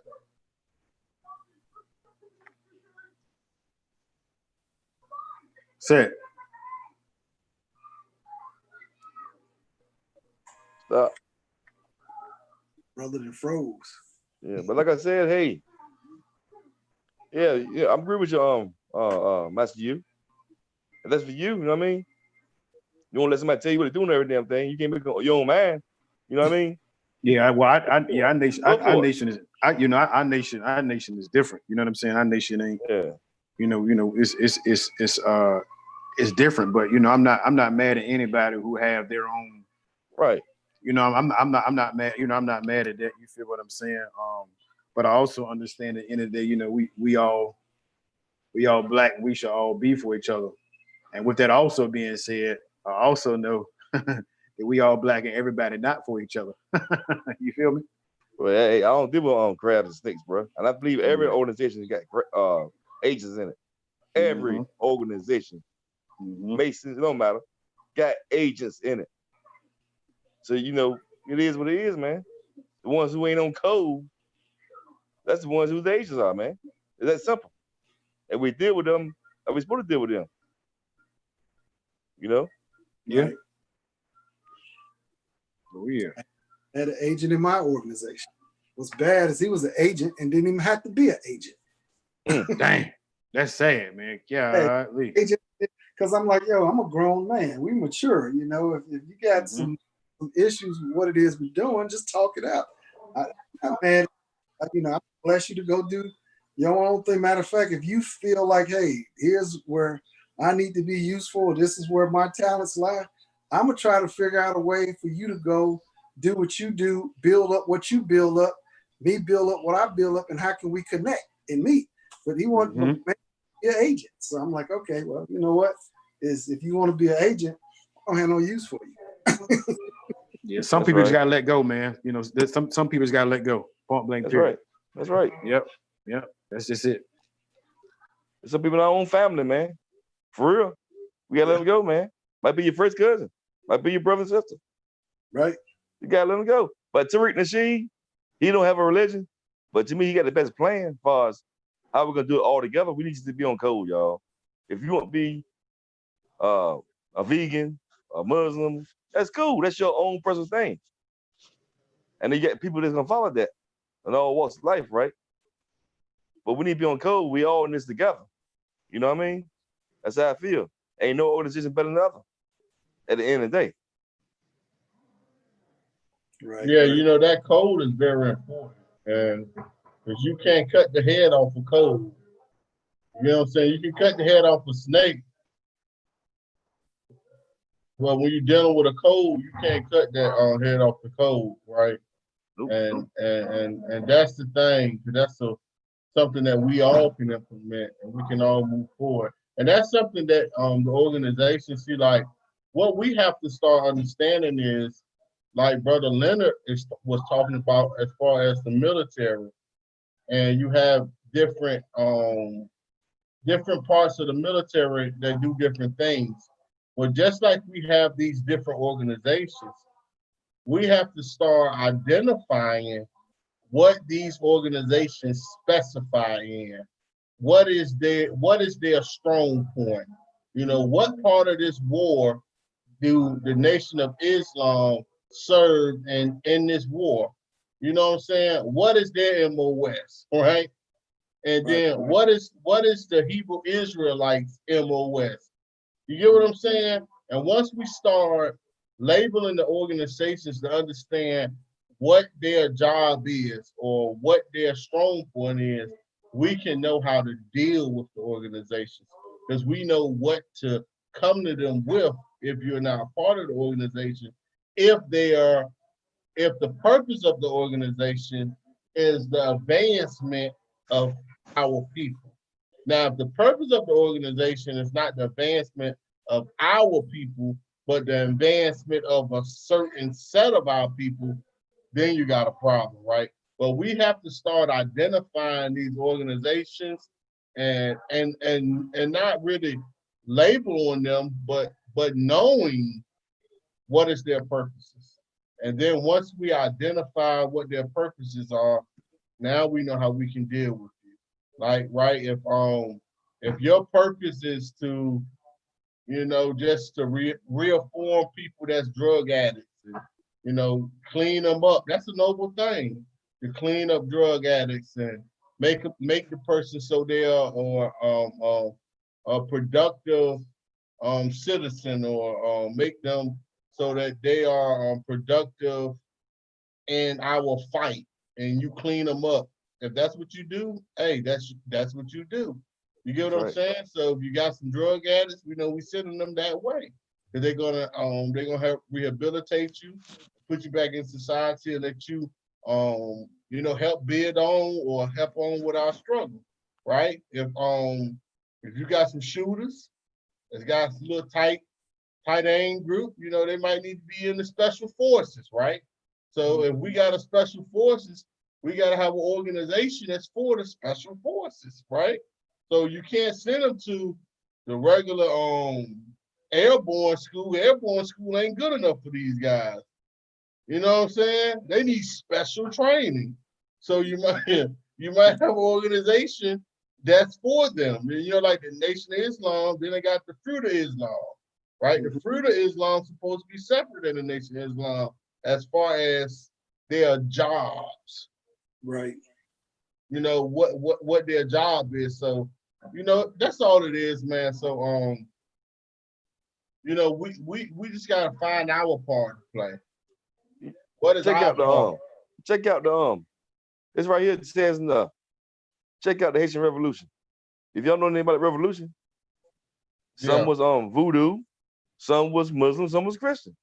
Yeah. But they came together on code. You feel what I'm saying? Right.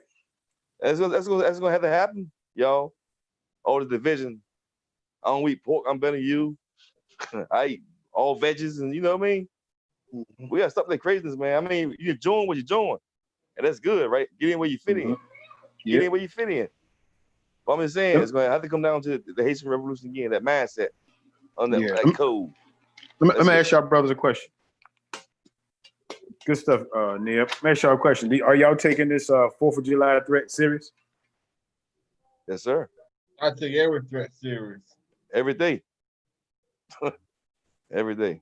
What about you, Nabat, Leonard, and Shay? Y'all taking it serious, or you kind of feel like you don't think there's too much? Think people reading into it too much? I don't know about it, I guess. Wait, I'm confused. Are you asking them? Are we celebrating it, or what you mean? What you mean by are we taking July 4th serious? What you mean? Yeah, I'm sorry. Clarify myself. There's a supposed threat around that they're supposed to be a nationalist group. Apparently, supposed to be doing harm to Black people on the 4th of July. So it's either that weekend or just the day of the 4th of July. And so there's been like some. You break. Can you hear me? Yeah. Okay, I think I might have broke up, but yeah. So yeah, basically what it is, I'm not where I broke up at.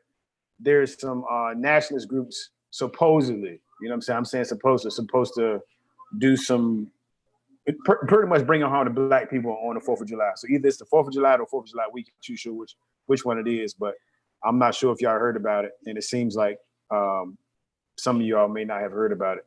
So I just want to know if y'all was taking it serious or not. That's all. Oh, okay. Yeah, I mean, definitely, because they already doing that. So yeah. Well, like I said, I heard about that. And as a United States citizen, I make it my business to be armed. So That's right. they can come on. Like I said, I'm not talking patriotism. I'm talking about what I qualify for. That I can force somebody to say, no.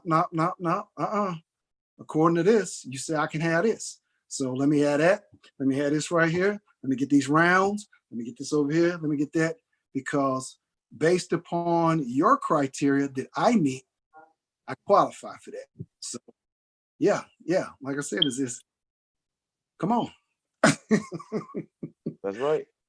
Like I said, I've never seen, and I'll be 53 this year. I've never seen an outright. Now I know I've seen some. Listen, I've been chased out of white neighborhoods.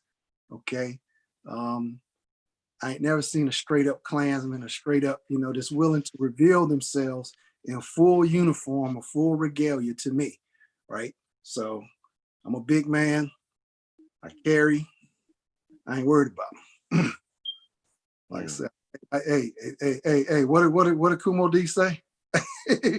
Say, I never got chased by the Ku Klux Klan, so I'm not gonna worry about a black man. Hey, That's right. That's right. That's right. It's the opposite. Like I said, I grew up in Chicago with vice lords, and I made it through that. I've been chased out of white neighborhoods. I've experienced black on black crime. I've experienced racism, and I'm still here to talk about it. So, until you show me, and I live, like I said, I'm in Greensboro, but where I live at, you can hear guns popping and everything. So, got mine. Yeah. We got a human right to protect ourselves. That's right. We have a human right That's right. to protect yourself. Everything got to protect yourself. Birds, cats, everything. Come on now. You gotta get yourself armed. You ain't got no felony, get some gun. And use it. Get trained, like Master you said, get trained properly first. That's right. You might run and do like 8 miles, shoot yourself in the private part. You know what I mean? Okay, move it 8 miles. Because you ain't trained. Yeah, I'll be 8 glad. miles. Yeah. Matter of fact, I'm glad you said it. I need to check and see if the gun range is open, so I can go ahead and get back to it. Yes, sir. Nighttime, should nobody go out there alone. I don't care if you got a phone and a gun. Take somebody with you. If not, stay in the house. That's absolutely right. Hey, Chicago, and see what this is getting ready to be. Is it's going to be just like how it was growing up in Chicago. Is New Year's, all right? New Year's, it was just a thing where cut the lights off in the house. If you stayed in an apartment and you stayed, second floor, third floor off the street, all right? My grandmother, we'd be over there for New Year's, right? And baby, stay away from the windows, cut the lights out. Don't go by there because they're shooting, they might shoot up in the house, right? Same type of thing, okay? These people, don't, I'm like, hey, listen, you know what? I'm too old to run, and that's why I got what I got. So, That's right. So if they want to roll up, I'm too old to run, and if it's my time, it's my time. But don't I ain't going out without a fight. That's right. So I'm not gonna worry about that. You know what? Is I've been through too much. Like I said, I'm a Desert Storm veteran. I looked out the window and seen a Scud missile blow up, right? Where I was at, in the barracks, blow up and kill 47 people a half a mile away from where I was at. I didn't survive too much for some punks to come up and roll up on me. And like I said, I know they're serious, and I'm in the South. And what's amazing is that I've experienced less racism in the South than I did growing up in the North. So, yeah, experience getting chased. That's a good question. Getting chased out of question. That's North. How was up there in Jersey, Shay? Was there a lot of racism up there that you experienced? It's definitely racism. But I want to say maybe a little bit less blatant than the racism going on down this way. But I have to be honest, I haven't really experienced any racism with white people. I've experienced a lot of situations with other different types of people though, including Black people, of course, but just other, nationalities of people who don't like us. Like Africans and Chinese. Not Some really Africans. Africans, like sometimes the Chinese, sometimes, but like the Indians, the South Asians and Oh stuff. yeah. Oh yeah. Yeah.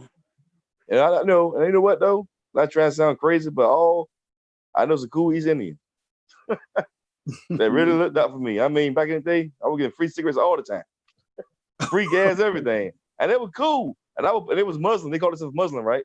Because in India, it got took over. It went from Hinduism to Islam. Yeah. And I put them on Farrakhan, and they walk around talking black man is God. You know what I mean? And they went back to India.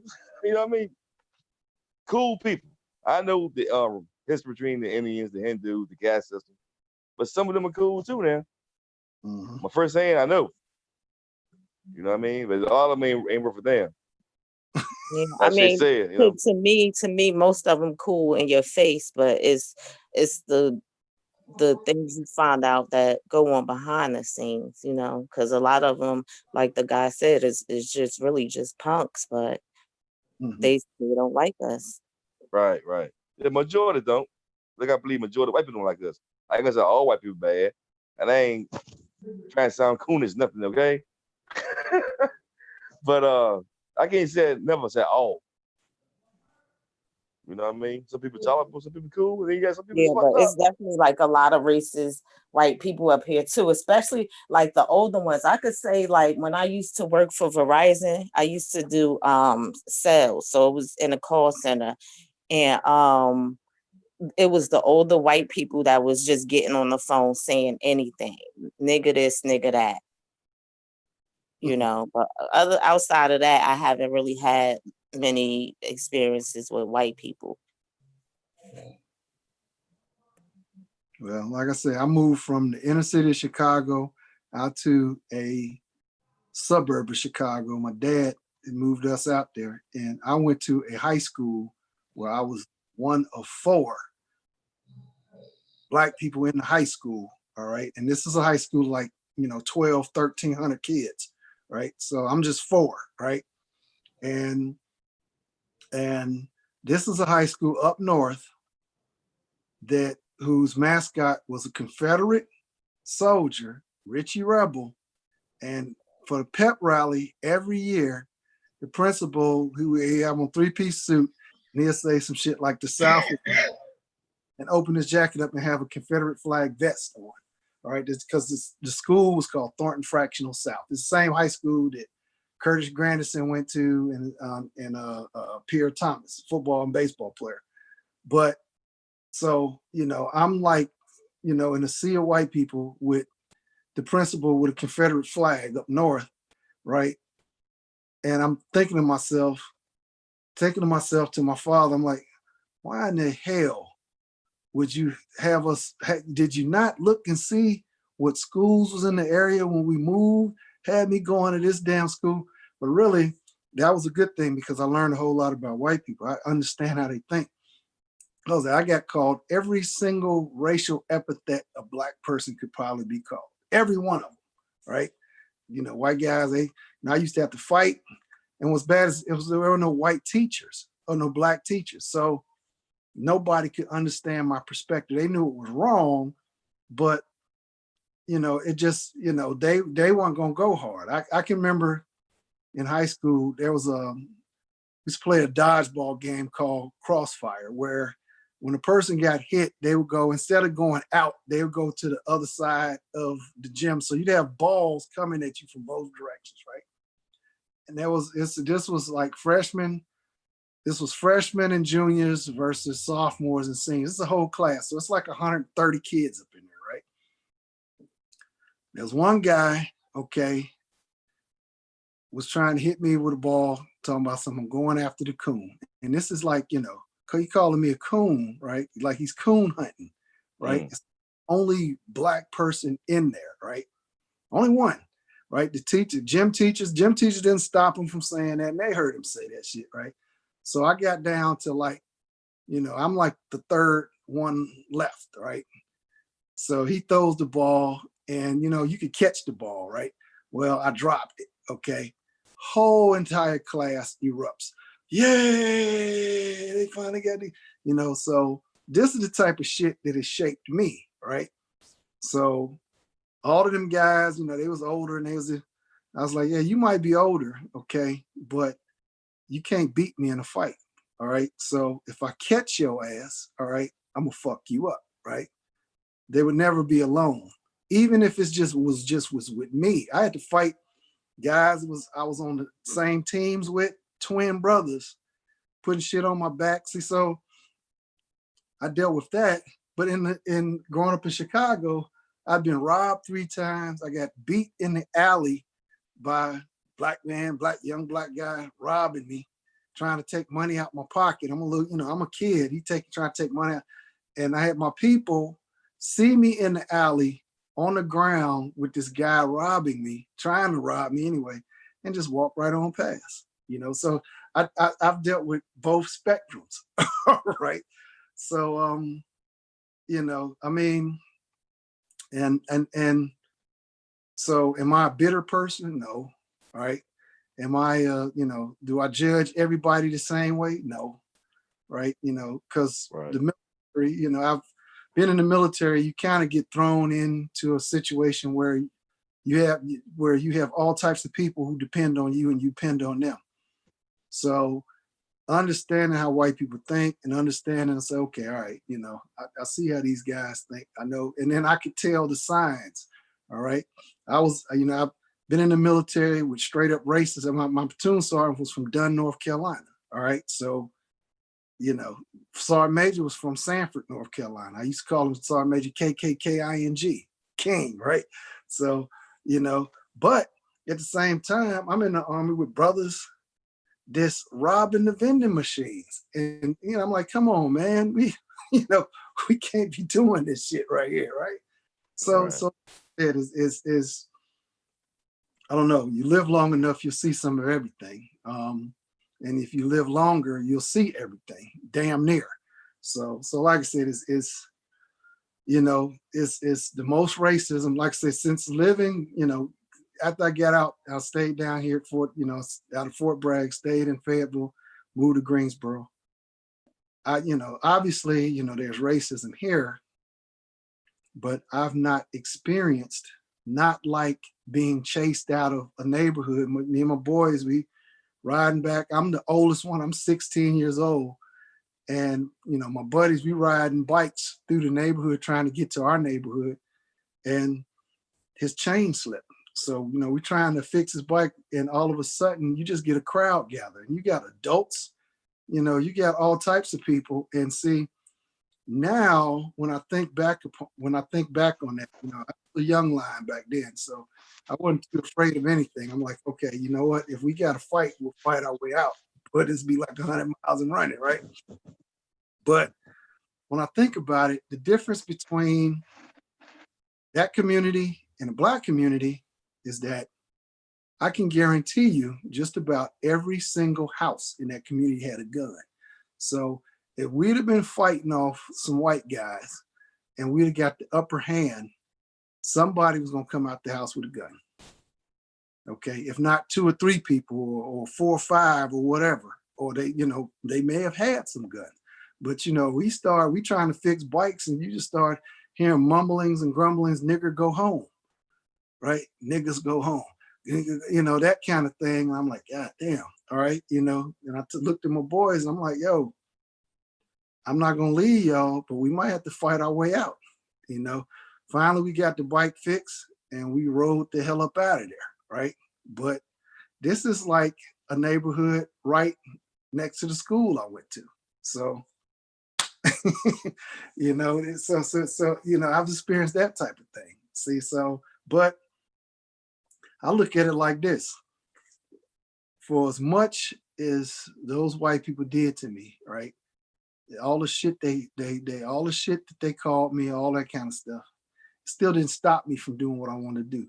I still graduated high school, still went on to the military, still did all of the shit that I wanted to do, right? If I want to play on a football team, I played on a football team. If I want to play basketball, I did that.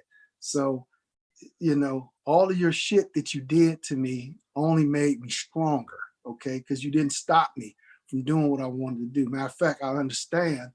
And I can, you know, now, you know, I hear the word, somebody call me nigger. My reaction is, you're not who you called or who you're called, but what you answer to. I don't answer to that, okay? That's not what I'm going to answer to. So is that something? Because like I said, a lot of these people, they do this kind of stuff so they can get you in trouble. Oh, he assault, you know, I got a good buddy, you know, that served in Iraq. An Iraqi called him a nigger. And his whole damn company, his whole chain of command didn't support him. Okay. You know, they didn't support him at all. Right. So like I said, I'm like, okay, I've been called a nigger. I've been called a nigger. I've been called a spook, a spick, a spook, a spade, jungle bunny, all of that shit, spear chucker, every damn thing. So my thing is, okay, you can call me that, but I bet you can't kick my ass. All right. And, oh, you got a gun? I got a gun too. So what you want to do? Go on, get now. See, so that's how I look. You know, it's sad, man. You know, it's a reality, and also, you know, it's a reality. It's sad, but in the same vein, it's a reality that we live in. Point blank, period. Not just in America, but you know, all across this planet. If I'm not mistaken, I think John Henry Clark has said, you know, you have no friends, and really, we don't have no friends. You know, and if you would think that you being just a black man in general, that if I went to the school, I saw another black man, and if we had the same mind, it's like, look, you know, I'm with you and you with me, man, no matter what. You know, I mean, you ain't running, I ain't running. If you run, I'm gonna run. And we can hang together during school. You click up because you both understand the pressure, or might not just be two of you, but if you said it was 4 or 5 of you all, you all understand the pressure and stuff that is being presented to you all in that particular environment. But you know, I have found a lot of times, man, that's not the case. You know what I mean? I have found during my life, I've been in some situations to where people who said a lot of stuff and they said a lot and they pretended to be something they weren't. And when push came to shove, they were the main one who didn't do anything. And it's like, you know, out of 4 of y'all, just 2 of y'all were really down for the cause. And so, like you were saying, if you live long enough, you experience a lot of things. And for me, I've come to understand, man, that if you got 1,000 people who say that they're with you, you might got 3.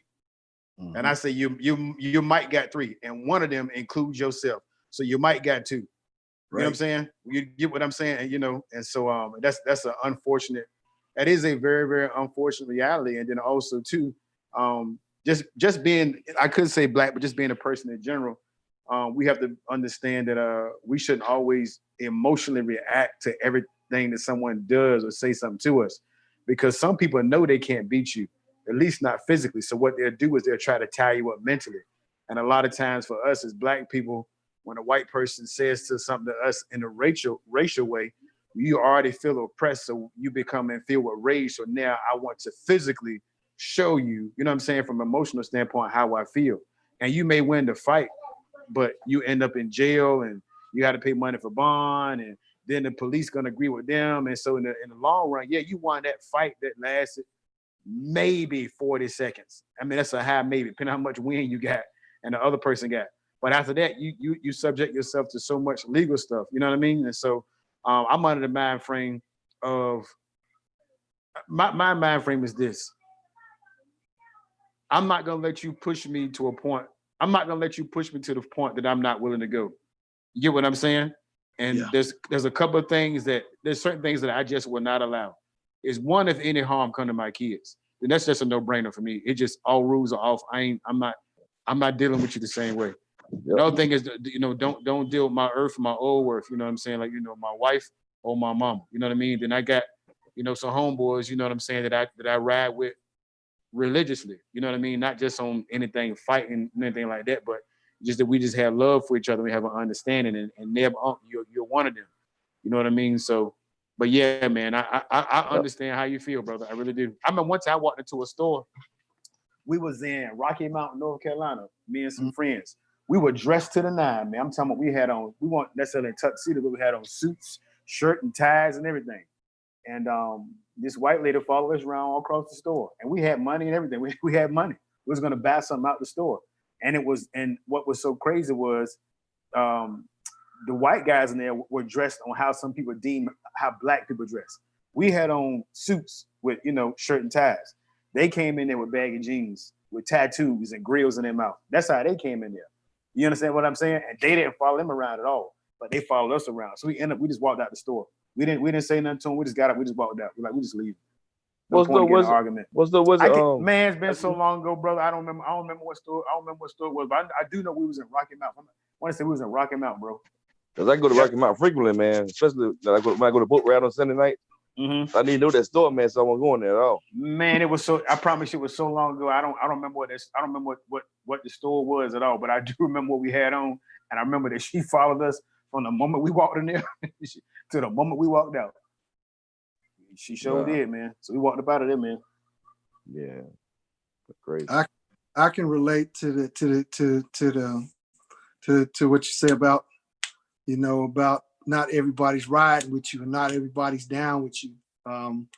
You say they are, because same situation where I was working. Up north they have a program called CETA, right? Where you could get a job in the summertime. Back then, it was minimum wage, but it was enough. As a kid, that's enough money to be able to go get a pizza or buy you some clothes or some sneakers or whatever, right?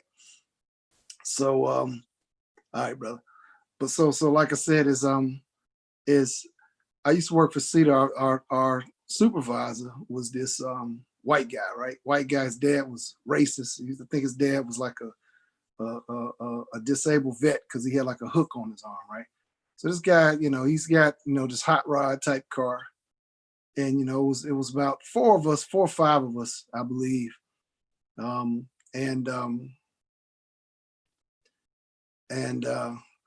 what ended up happening is he was charging, he lived like maybe 2 blocks from my house.